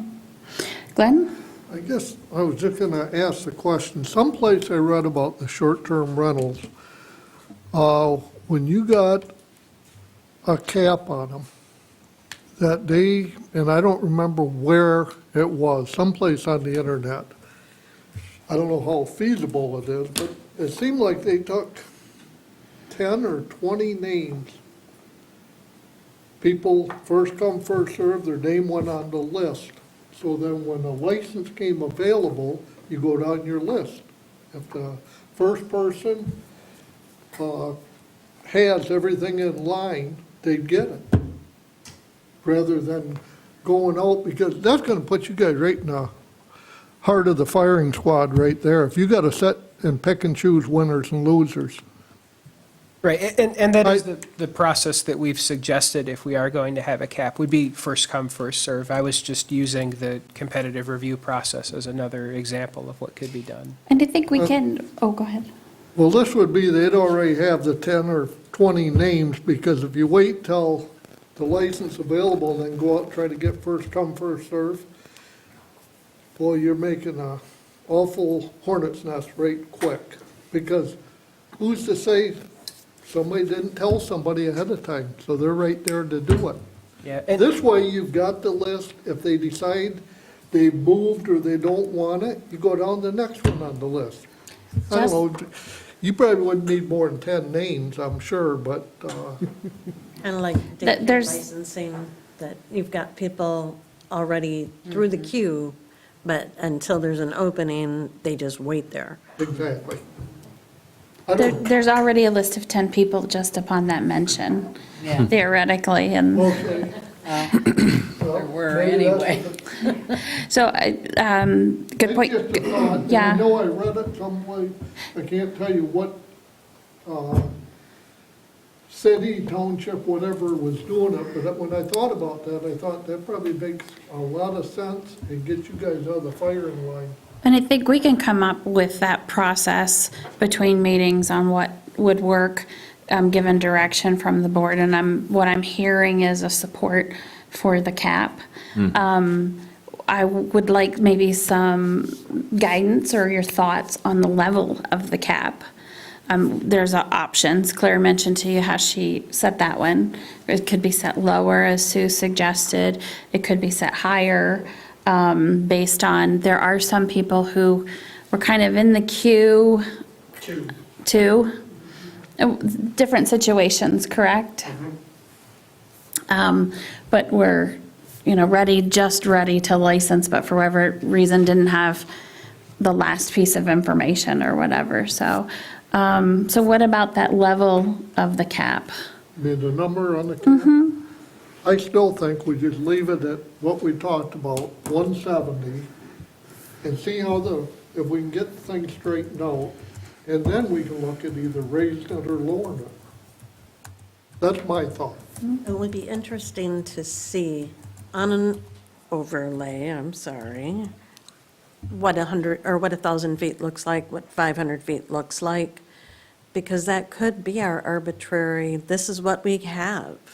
And the cap may not even need to be part of the equation if we could physically see how that looks on the jurisdiction. It may say that we can only have 100 based on those factors. I don't know, I'm just saying, it may be the predetermining factor. Claire, were you just going to mention something? Yeah, we can do that. We'll have Grand Traverse County GIS help us. I'd like to overlay, over Bayview, overlay it on, like Holiday Hills subdivision. We can do it township-wide, just a scatter plot of, 1,000-foot separation. It would be kind of a full build-out and unlikely to be like that, just given the parcel boundaries deed and restrictions. stuff and deed restrictions. Because if But you're going to, yeah. we can let you know kind of an unlikely maximum. Sure. Well, I think that that's an important conversation. Matt? I personally support a number of 150. I don't know, it just sounds good to me. But I guess from a legal perspective, I know that the draft ordinance does say that it shall not exceed 170, but there's also the comment, this is approximately 3% of the housing stock. What happens 5 years from now when, the housing units increase? Is there an argument to be made, well, you need to raise the cap to meet this 3% number? Yeah, there certainly could be. I mean, the 3% number is, like we said, it's an approximation, and it's an ordinance that can be amended, so. I guess my question is, I know it's there for informational purposes when someone's reading it, that this is approximately 30%, but does that put the cap number at risk? I think there might be an argument to be made for that. I mean, the inclusion of it is to signify that the 170 number is not pulled out of thin air. Sure. So there is some relation to the township, and I mean, I think a significant amount of thought was put into selecting that number. If the defensibility of that over time is a concern, one thing we could do is build in like a mechanism to revisit it every once in a while. Or maybe, at a later date, if it seems like there should be a certain number of additional licenses available to reflect that 3%, maybe see if, first a different metric would be more appropriate based on the township's perception on what the appropriate density is, and then we can always amend it. Okay. So that percentage, though, could be adjusted. So, for example, if a majority of the board felt, as I think Matt thinks, and I think Sue does, although I think you just mentioned the opposite, which was... Well, I guess it may be Okay. predeterminate. Yeah, okay. But what I had thought both of them mentioned, which is a lower cap, that could be justified as well with the lower number. 2.5%. To 2.5, that's a possibility, correct? Yeah, there's certainly no legally correct answer for what the appropriate density is. Okay. The important thing is that that's tied to legitimate government interests, and there's some kind of reasonable fit between, what these interests are and the number that's selected. Got it. Any comment from Matt or Tracy or Glenn on the level of that cap? Like we think you said the 170, so I guess I'm asking Matt and Tracy as far as the level of the cap. Well, I said before, I don't see where we need a cap, but, if we're at 170, then that's basically where we're at. And I suppose that's a good starting point from my point of view. Okay, Tracy? I guess I don't have a specific number. I just have some concerns of how we get to that if we're lower with just using, and again, I go back, it depends on the transfer and of licenses and things like that, how we get to that. Okay. If we go lower. But the other thing, we need to remember is, and again, Matt had alluded to it, the housing stock, because, East Bay, or at least for as long as I've been here, we've been considered the bedroom community, so that people have places to live, so that they can work in town or work at some of the manufacturing. And if we don't put a cap on it, and we don't get down to the 1,000 feet or whatever it is, then we're hurting that housing stock. Okay. I think there are a lot of other things that affect that housing stock, but. Okay, and I would like to move on, because I promise we will not go on all evening, but I really do find the discussion valuable. One last question, sorry, real quick. On the number, I guess what is maybe there's not a number here, but what is appropriate number of short-term rentals per zoning administrator? Because obviously, these each come with more administrative activities. What's a? I think there's one too many already if you ask, on a certain day, if you ask Preston, no. I don't even know. I mean, I guess it's a real question. I mean, not just being funny, but, at what point does does staff get overextended and have to now start, adding additional enforcement staff and? Right. I mean, right now, we have 168, Sure. as you've heard, and I think that, we're not having trouble. We're looking at having some consulting help us, just because we're down a member right now, as you know, from staffing wise. So to have us help do some administration of it, but I think typically fully staffed, we're good. Obviously, you've heard the comments of enforcement, but again, I think that is partially, and I think someone mentioned some of the communication on how that's done, like what is enforceable and what information you need to be enforceable, and how often is that really happening? I mean, can you give us some context on that, like how many that you actually have enforceable actions with something to back them up? 2 properties right now out of 168. 2 properties total this year or this month or? In the year and month that I've been here. Okay. There are 2 properties that are at a point of having enforcement. Okay. So, and one thing was mentioned about host compliance, we do use them administratively. Understand that those are not, and this may be misconstrued or misunderstood or miscommunicated, but that service is used internally for administration to monitor, and for the only use from the public standpoint is solely submitting their application. So everything else is used internally for host compliance, used internally by the staff, rather. I would like to move on to the transferability of licenses, because that's a big issue. I mean, there are a lot of, we've heard that.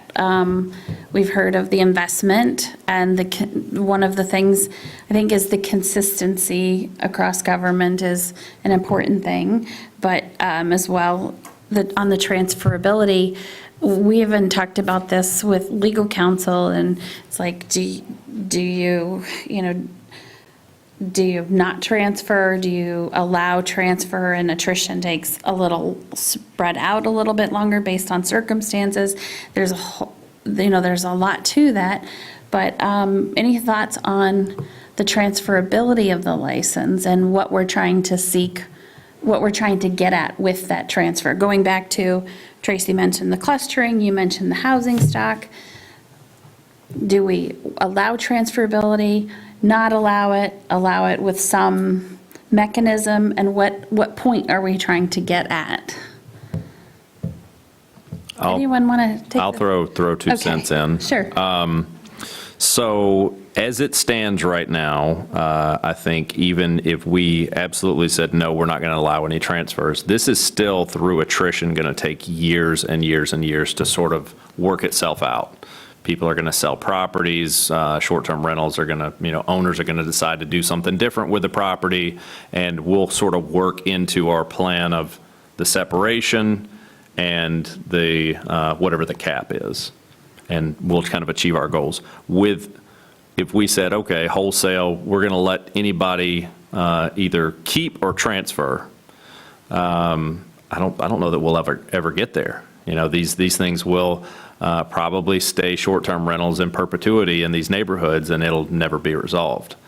I look at it like this, if someone is out there as an investor and wants to invest to buy a property for the sole purpose of operating a short-term rental, which I think, at least the comments that I've seen and heard from people that are short-term rental owners, sounds like these are the people that have the bigger concerns. This is not a family cabin that someone's trying to keep in the family. It's like I've made an investment here. I may have paid above market value for this property that's a single-family home, with a bet that I'm going to have some significant returns, and that's fine. That's a business case that any one of us could make. But at the end of the day, I guess I feel that person has still purchased a single-family home in a neighborhood or on a lake or wherever it is in East Bay Township, and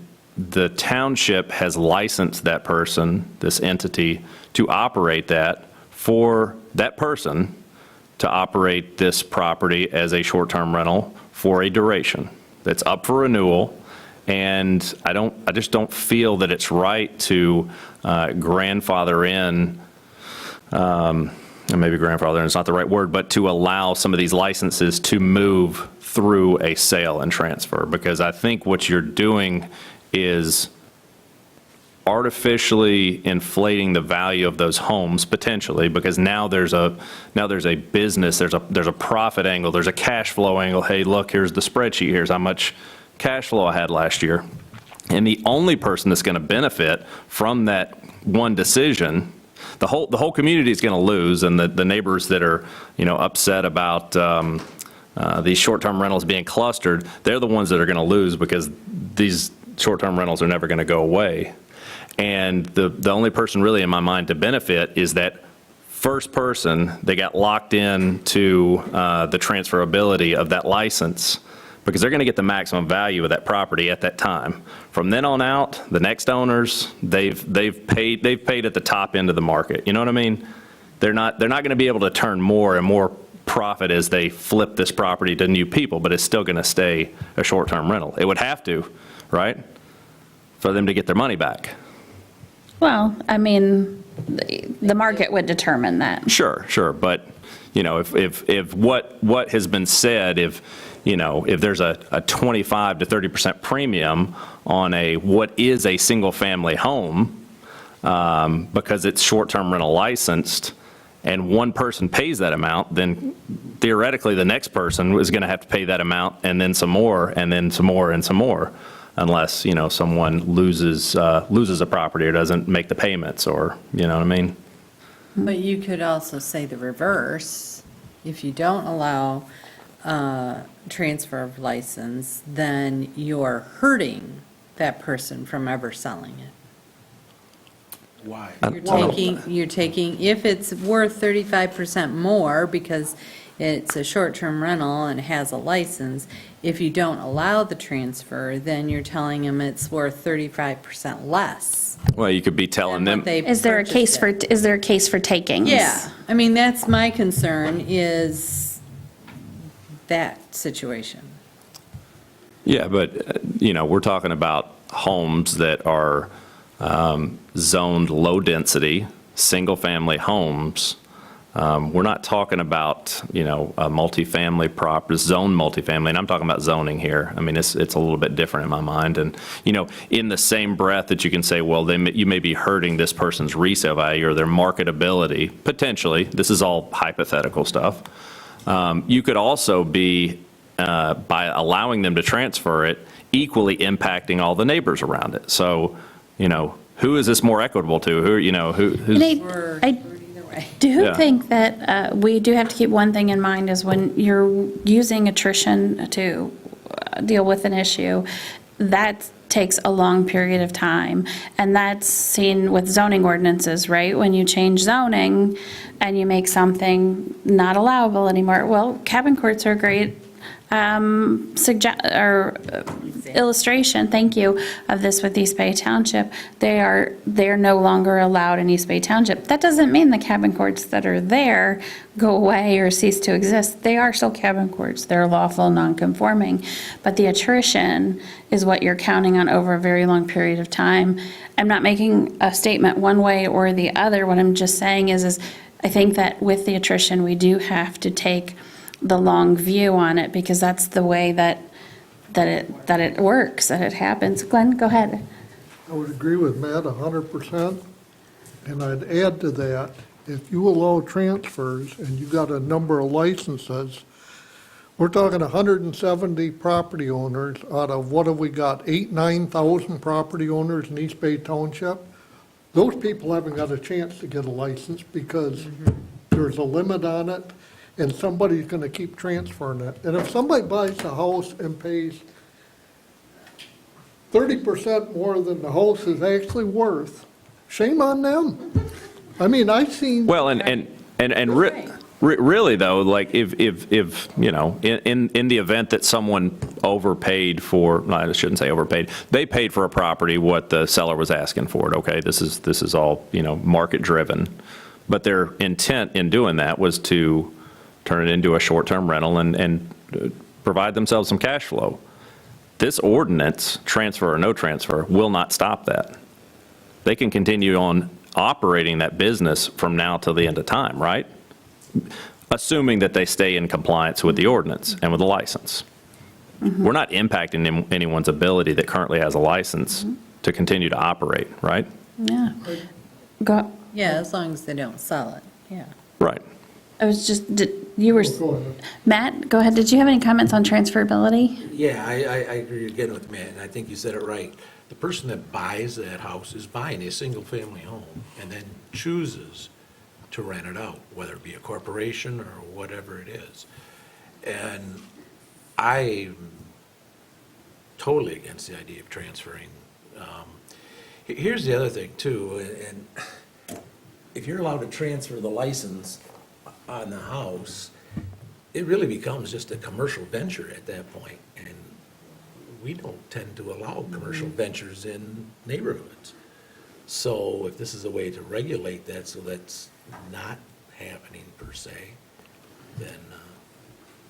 So did you have any thoughts on the transferability? No, well, I do not believe we should have the transferability. I'm not for it. I don't believe that the original ordinance intent implied that I think they found a loophole with the businesses coming in and buying up properties and having more than one or two to keep their family homes. I don't agree that a license transfers with the sale. I think it stops. If there are some available, they have the ability as a new owner to apply for it, but it's not automatically given. I'm definitely against. Well, currently, right now in the ordinance, there is no transfer of license, but it is a very different situation with not having a cap versus having a cap. Tracy? Sorry, I have a question on those family homes or family cottages, and they change from mom and dad to son and daughter or whatever, then they don't, and they have used short-term rental to be able to keep that home, then they can't transfer that license and we're maxed out. or the next door neighbor has one, so now they can't because they transferred, mom and dad passed away and they transferred, so they don't get a license. So let's, Except Just a minute. if the children's name is on that deed with the parents, it doesn't really. But it's not, say it's not. I mean, Okay. I don't know. You're exactly I mean, so let then they me, don't let me get it, just, and- so what I'm hearing here, Jake, is not a real affinity for the transfer of the license. But there are some issues with that and some specifics. So for example, what constitutes a transfer? Are we at any risk for takings? Those types of things. So could you maybe shed some light on that? Sure. So I'll start with the takings. With respect to, I mean, as long as you're going to continue, to allow people to renew licenses that they hold, I don't think there's a realistic concern Okay. from a takings claim perspective.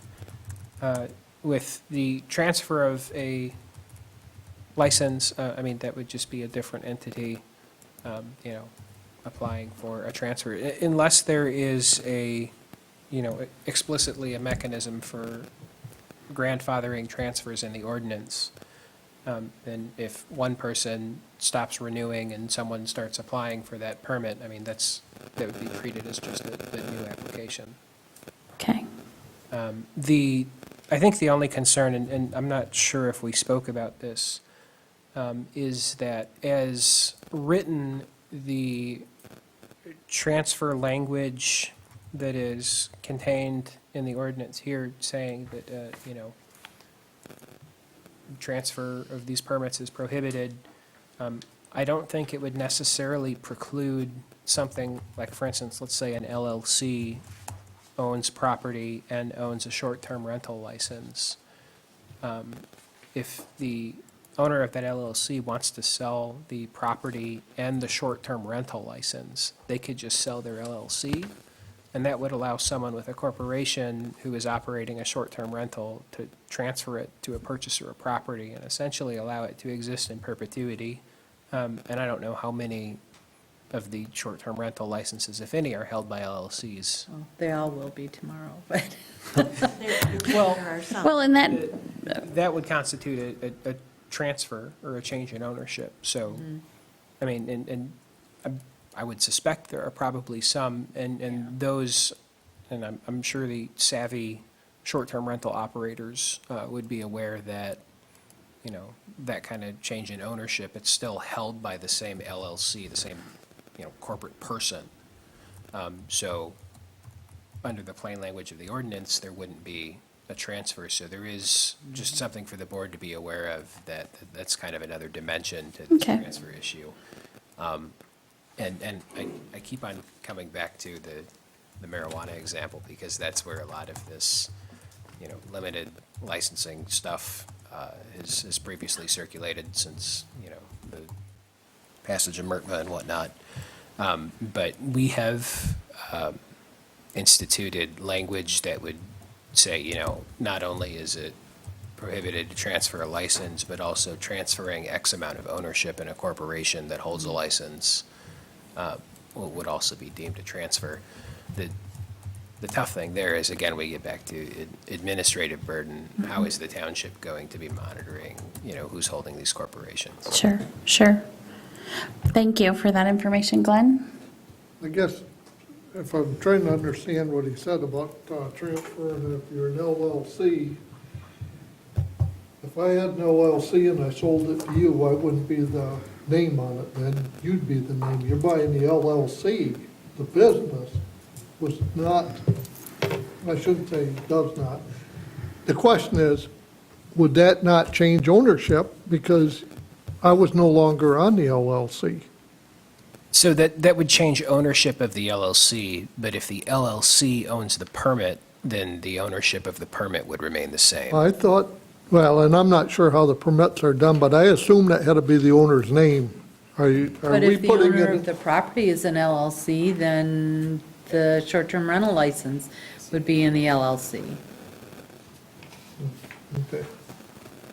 That's something that we can work on this. Go ahead. So can we have clarification of the trust? So if you have a trust with a successor trustees, when the main trustees pass away, the successor trustees still are owners of the trust.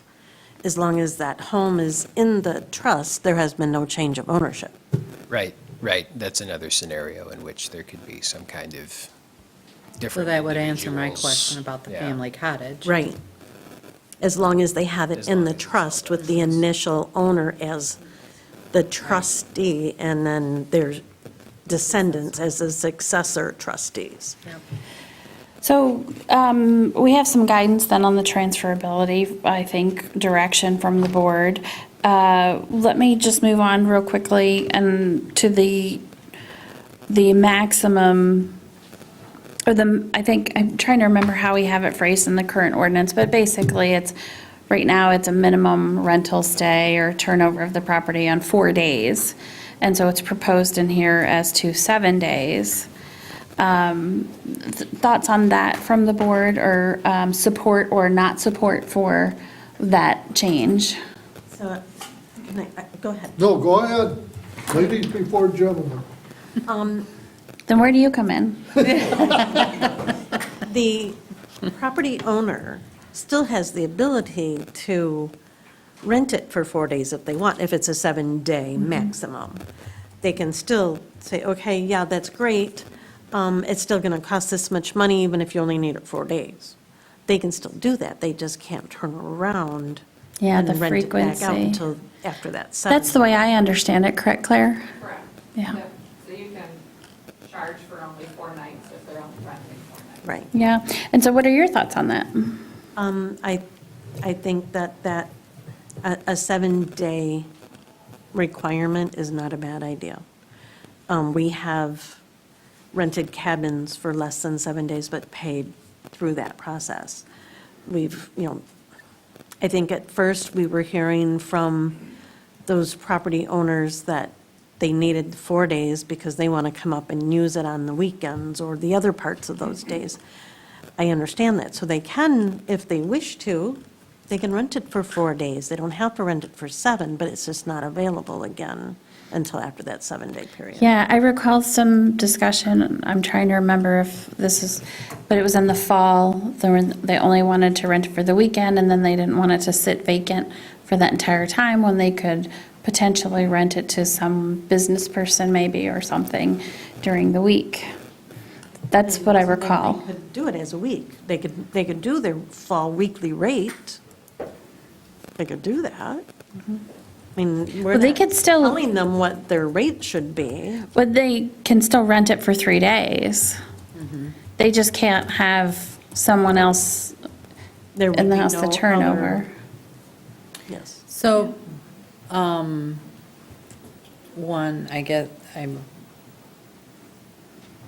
do we monitor that? And so they rent it, are we saying Friday to Thursday, whatever? Yeah. Or are we saying you rent it on a Monday, then you can't rent it again until the following Monday? So the way I remember it is it's from the time that they rent it, then it's the number of days until you have some turnover. So we're not saying it's a Saturday to Saturday rental or Sunday to Sunday. People have different. So then how do we monitor that? So the monitoring, just like a lot of this comes into place when there's an issue. So, obviously, Preston gives the example of speeding often. You can speed and you cannot get caught. That's just the way that it is. But when there is an issue, and when there's, a car going 110 going down the thing, and there's a officer there, he has the tools to be able to deal with that issue.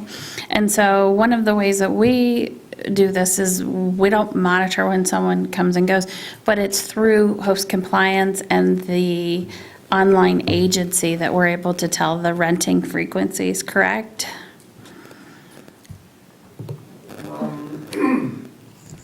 We can tell how often they're allowed to book when they, like, whether they are blocking out a minimum. I've seen some of them say, like, minimum of 7 days, minimum stay is 7 days or something like that. Yes. Yep. Yeah. But for that violation, that's through someone notifying the office. Mm-hmm. Yep. So if we have 7 days, I'm just trying to think of a scenario. If we have 7 days, is it 7 days from they start renting, or they rent from Monday to Monday, so they can't rent they have to have 7 days off? Or they rent from Monday to Wednesday, can they rent again on Monday? Yes. Or So is it they from can't when have they anyone are else done? in that 7-day period. So it doesn't start from Wednesday, it goes back to when they started the rent? Correct. It's not a 7-day period in between them. It's a turnover of 7 days. Okay. I mean, I'm just pulling this from, this is not ordinance per my thoughts. I'm remembering back to when we drafted this the first time and we went through this whole Right. 4-day, And I'm just 5-day, trying to 7-day. Make sure that I understand it again as to what we're talking about. But with respect to changing that from 4 days to 7 days, is there an appetite for that from this board or not? So I'm hearing you say yes, or? I'm not sure what we're trying to do here. Right now, the way it is, they can rent it for 3 days, 4 days, whatever. Mhm. Okay, and how long they can only rent it so many times in a month? Is that what? Well, it ends up really what it would do. We raise a good question in that, going back to what point are we trying to get to, right? Exactly. So, and I think, when I look at this, I would probably guess, I would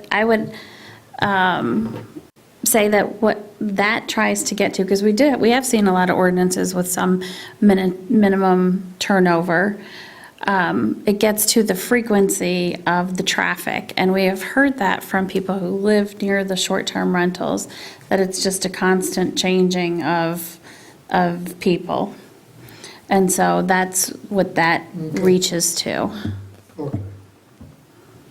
It wasn't part of the discussion we had last month or whenever that by going to 7 days, we're trying to encourage a little more of the traditional family rentals. That a family will Right, come up a and rent family the house vacation. for 7 days, but they're not gonna rent it for 4 days. Not that someone can't come in and rent it for 4 days and have that blowout party, but if we establish it, we're trying to encourage the idea that it's every 7 days, and the person having the house is going to look to have that rented 7 days as much as they can. And so we kind of encourage that traditional family rental more than, 7 days of a big party. yeah. This clause in particular, I think I think it has merit. I don't think it's the panacea to fix everything, but I do think it kind of speaks to some of the issues that the short-term rental neighbors are seeing. I guess, how many days can they rent short-term in a month? I thought there was only a certain number of days within a month they could rent it. They had to have time between it or something, or at least that's what we talked about originally. So right now, Where did we end up? we were at 4 days. So it's 4 days before they can turn over into a new client, customer, or guest. That's the right word, I guess. So theoretically, it could be occupied 30 days a month, but with only 7 and 4 sets of people. 4 sets of people, okay. Instead of potentially closer to 8. Yeah. I don't know, Sue, Matt, thoughts? For me, I'm okay with it if the rest of the board thinks that 7 is a good number. I question, realistically how well it's can be enforced. I could see a number of, loopholes there if somebody really wanted to, get it figured out. But, it's probably a good mindful effort on the township to try to get there. Well, and like it's like any zoning, it's a tool when you need to enforce it. Mm-hmm. So if somebody's not being quiet at 10 o'clock or, blowing off fireworks and they're not supposed to, and then that gives enforcement. Okay, how long are you renting it for? Oh, they were only, you've rented it every 4 days instead of every 7. So that's strike 1. So the next Fair time enough, it yeah. happens, that's strike 2. Well, and it's only as good as the tools we have available to us for the monitoring. Right. And that, I think, is a discussion for another time. Matt, thoughts on the 7 days? Did you already opine on Well, I it? think, like I say, it encourages. Yeah, that's right, you did say that. Okay. All right, very good. Jake, did you have anything to add on that, or, issues or problems with them? Do you see any problems with implementing that, or? I think that the Give them the mic, please. Claire, can you? difficulties in monitoring and enforcement have already been touched on. It seems like a way of reducing kind of the intensity through turnover rate, so I don't know that there's necessarily an issue with the board not having a good reason for implementing it. Okay. Well, so we've gone over, and I realize it's taken some time, and I appreciate everybody's patience, but I wanted to really have everybody have a chance to have some substantive discussion and have everybody be able to chime in. But we have talked about the cap and the ownership and the distance and the transferability and the frequency. Do you feel, Claire, and I would ask you, PT, except I know that in the office this week, you'll let Claire know if you have any big issues with anything that we've said, that she'll let us know. But Claire and Jake, do you feel like you have some substance here to evaluate this draft and make any changes necessary? And I realize some of it we didn't touch on, some of the detailed stuff. Yeah, I think we've definitely got some direction and also some information to bring back, like some kind of analytics and mapping that can help with some tools for decisions. Okay. Jake, we're good? Yeah, I agree. I think I have a pretty good understanding of the salient concerns that the board seems to have and probably the most productive ways to address them. Okay.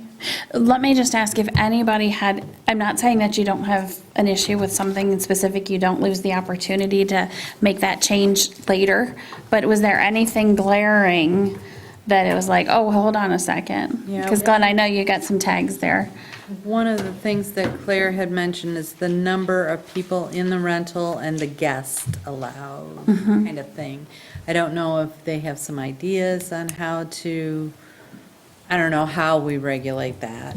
And I'm struggling to remember, I know in the short-term rental ordinance currently, we have 2 per bedroom, then Right. 4 overall. So I thought that was a cap on the ability of those to stay there.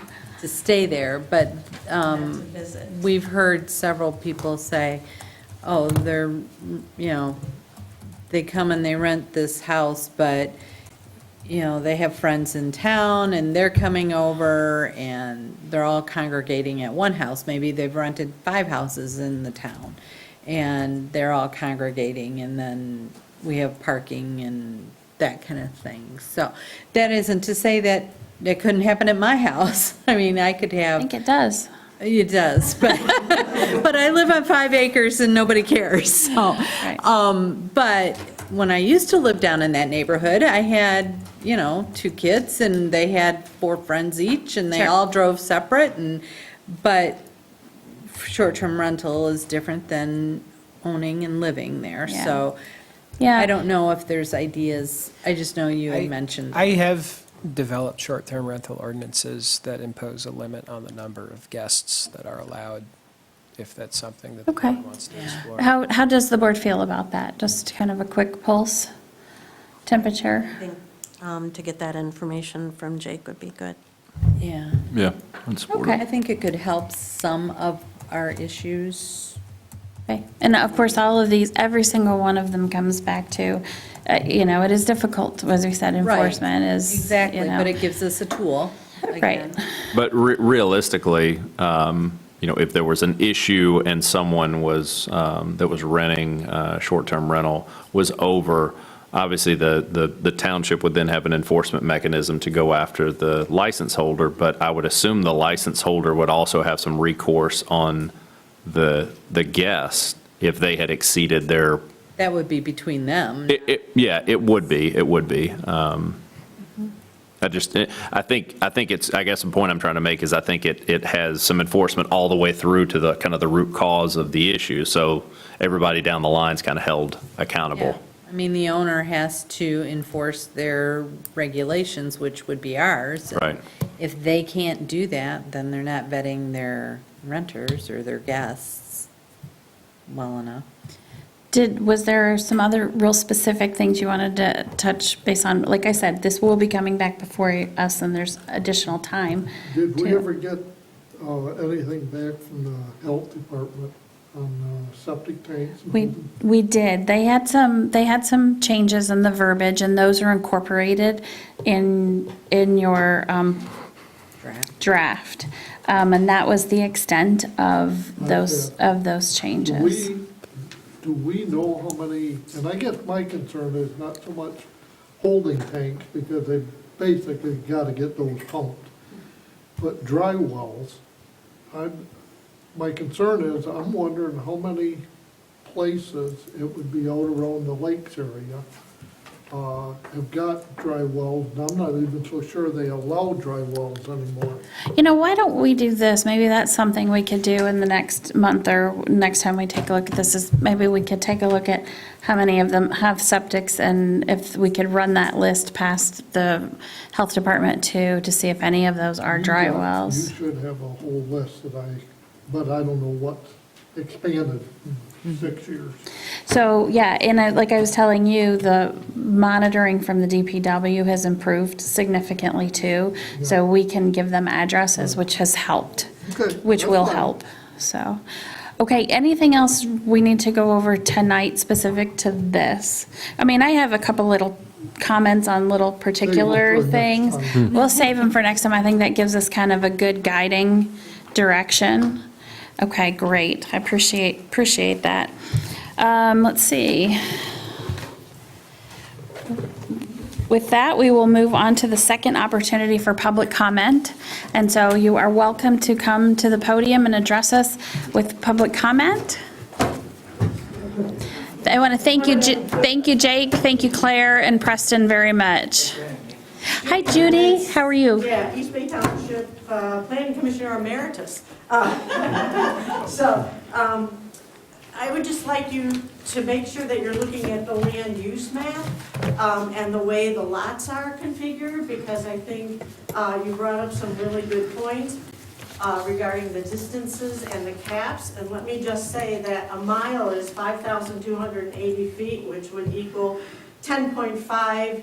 If you did 500 feet, you'd have 10.5 short-term rentals in 1 mile. A mile in Pine Grove is way different than a mile in the ag or the mile in the Lakes District. Spider Lake is 26 miles of shoreline. That means you could have 260 short-term rentals on that lake. Okay, so I just would really like you to keep both the cap and the distances, whether it be 500 or 1,000, because we have such a diverse land use map and typography. So thank you very much. Absolutely. Have a good evening. Hello, sir. Ken Frymeyer again. I just wanted, this has been great education, and it's all been very civil. I love it. Can hear. One thing maybe I missed in here when you were discussing caps is that I would like you to consider how long any one single house can be used as a single rental, or a short-term rental. For example, I own my own house, a house next door is a short-term rental. I don't want that house used, even if it's owned by the same owner, for 20 years. I would like you to really consider that, maybe put 3, 5, something in there, some consideration. Thank you, sir. Thank you, guys. Have a good evening. We like civil too, so thank you very much for noticing that. Hello, Mr. Bednars, how are you? Oh, tired. I'm sure you are too. Ralph Bednars, 1380 Autumn Trail, Rainy Lake. I've been sitting here, I haven't really had the time to really comment about this short-term rental issue here and the changes, but one thing you're totally missing, in my opinion, and Judy kind of mentioned it, and Carol mentioned it too, is you're looking at clustering and you're looking at distance to help protect impacts on neighborhoods, which is very, very important and huge. But when it comes to the resources, the natural resources, these high-quality resources that you have a responsibility in this township to protect, distance isn't going to do it. You need to consider the environment.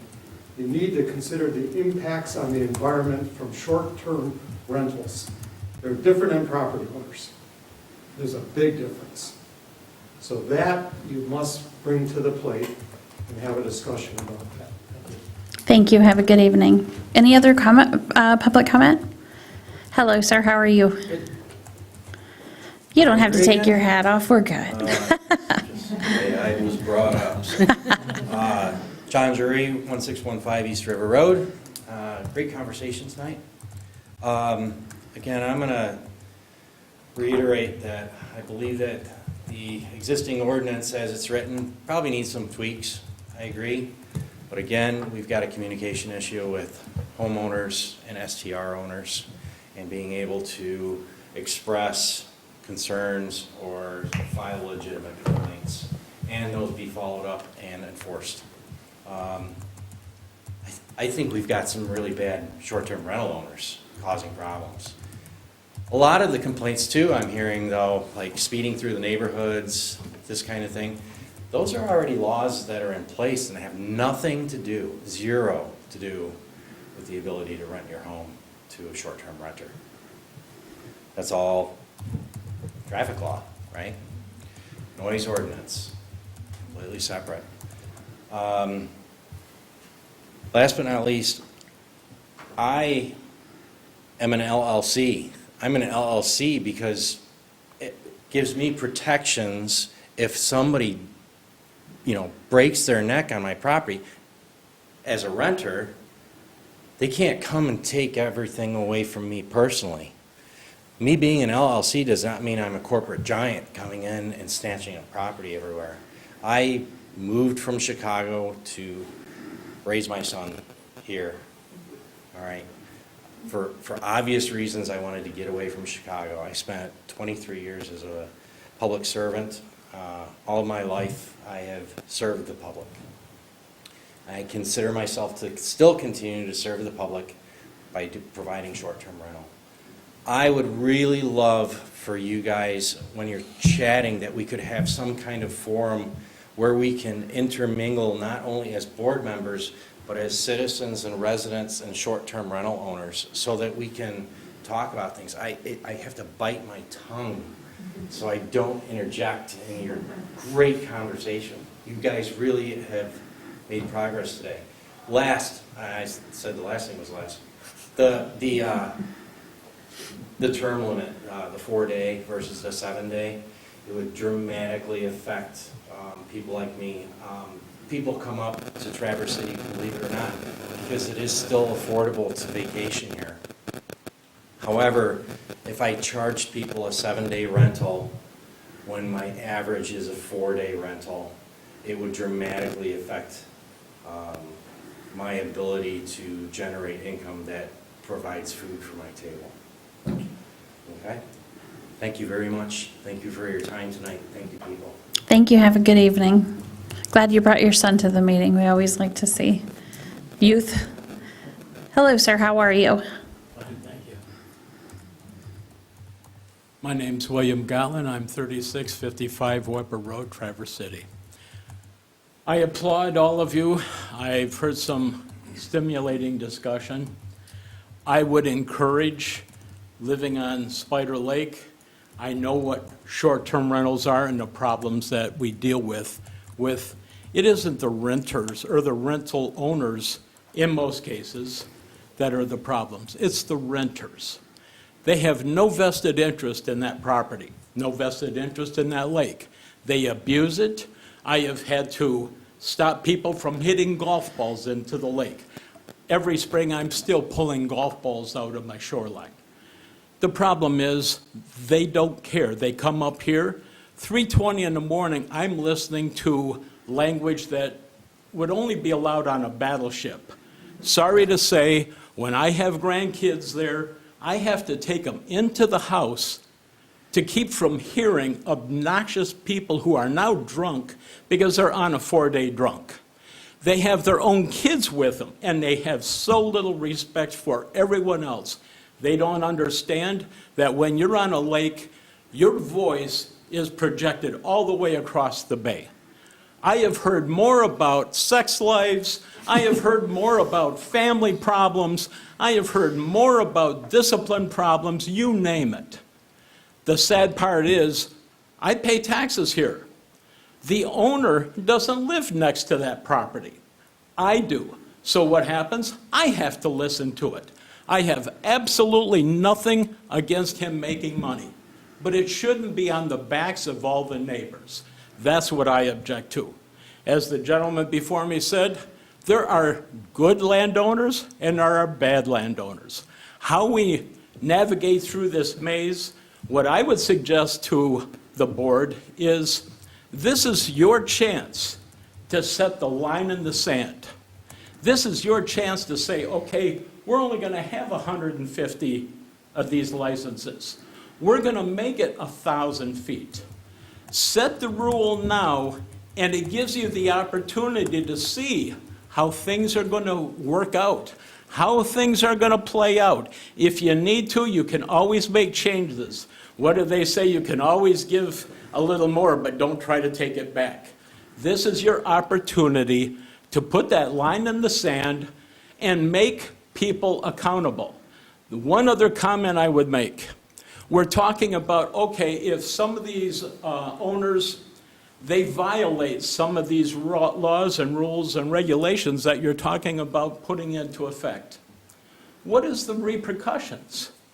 Are we slapping them on the hands? First of all, we got to catch them, which I think we all know is going to be very difficult.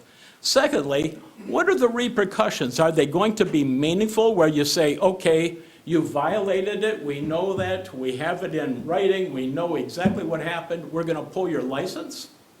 We have to set the bar high enough to make all those that are less tolerant or those that all they're after is to make money and not really watch the people they rent to. We have to set the bar high enough to make sure that they're going to actually take care of their property. Instead of at 3:20 in the morning having to call because I have people that are still obnoxiously loud, cussing up a storm. It's ridiculous. There are good owners, there are good tenants, but unfortunately, when you have people that are escaping the city, they want to come up here and party for 4 days or a week, whatever it may be. Sometimes between the alcohol and the freedoms that they feel like they have and the abuses they can do, since they don't own this property, they do things they wouldn't do to their own house. Thank you, sir. Any other public comment this evening? Okay, with that, Matt, you had wanted to ask about something or put something on a future agenda? I got thinking today, and then that's kind of why it's kind of late coming on. But anyway, any of you who have been around a while realize that things need to change at times. And I guess I'll start off that way, that I think that's where we are with this building, and I just want this for food for thought for all of us, is certain offices in this building are in lack or need of space. It may not be everybody, but it certainly is in the clerk's office. And that conversation come out of our election committees. And if you walk into the clerk's office right now, you would, be flabbergasted how stuffed it is because of the way the laws have changed. But, years ago, when I first started coming to meetings, they were in the old town hall, which is now the library. And there were no offices basically in there. There was one office that was kind of used by the supervisor, but the other offices, the clerk was Florence Harold on 4 Mile, and then Donovan Hill was the treasurer down 4 Mile the other direction. And if you had business to do, you went to their homes. And then as they realized that they outgrew that building, they built the first part of this building. And of course, the public questioned, did we need it? Do we need it? And obviously, they did, because they needed space as we grow. The township is growing. Then it went on a few years, and the next discussion was, we need more space. So they built this addition. Again, everybody questioned, is it really necessary? Is it really necessary? And all kinds of things, do we need 2 meeting rooms, or should we have a basement, and all that stuff was brought up. But anyway. I wish they would have put the basement in, but okay. Yeah, but that's But, my point. and this is good, this is great conversation. This is definitely something we can put on a future agenda. Well, let me finish. And so I think we need to just start thinking about where we are. The township is continuing to grow, and it's going to grow exponentially here in the future. And as a business, this building may not fit the needs of what's currently happening, or is not going to fit the needs shortly in the future. So I really think we need to think about either expanding or at least reimagining the space that is here. Okay, thank you. With that, I would, we did set the meeting, remember, for August, was that 29th? And we will be looking, GoRec is slated for our regular meeting. Just to let you know, I will be trying to hold off all other agenda items at all costs, and so we can just have that one. And then what we'll do is a special meeting toward the end of September, when we'll do our emergency service millage public hearing, and any other agenda items that we would have needed to have on that regular meeting. So if you can, I'll send out something requesting, when you're available, and maybe look at some good dates for that. But if you just kind of keep that in mind for the end of September. When you have that 2-month calendar in the packet, so folks can look at that September right now before you even. We absolutely can, if you would like to take another. I didn't know if you wanted to do it now, but Well, you can see it. Okay, it's getting a little bit late, so with that, sir, we can, as soon as we're done, we can, if our next meeting is, August 29th, so we will see you then, and no objection, we stand adjourned. Have a good evening, everybody.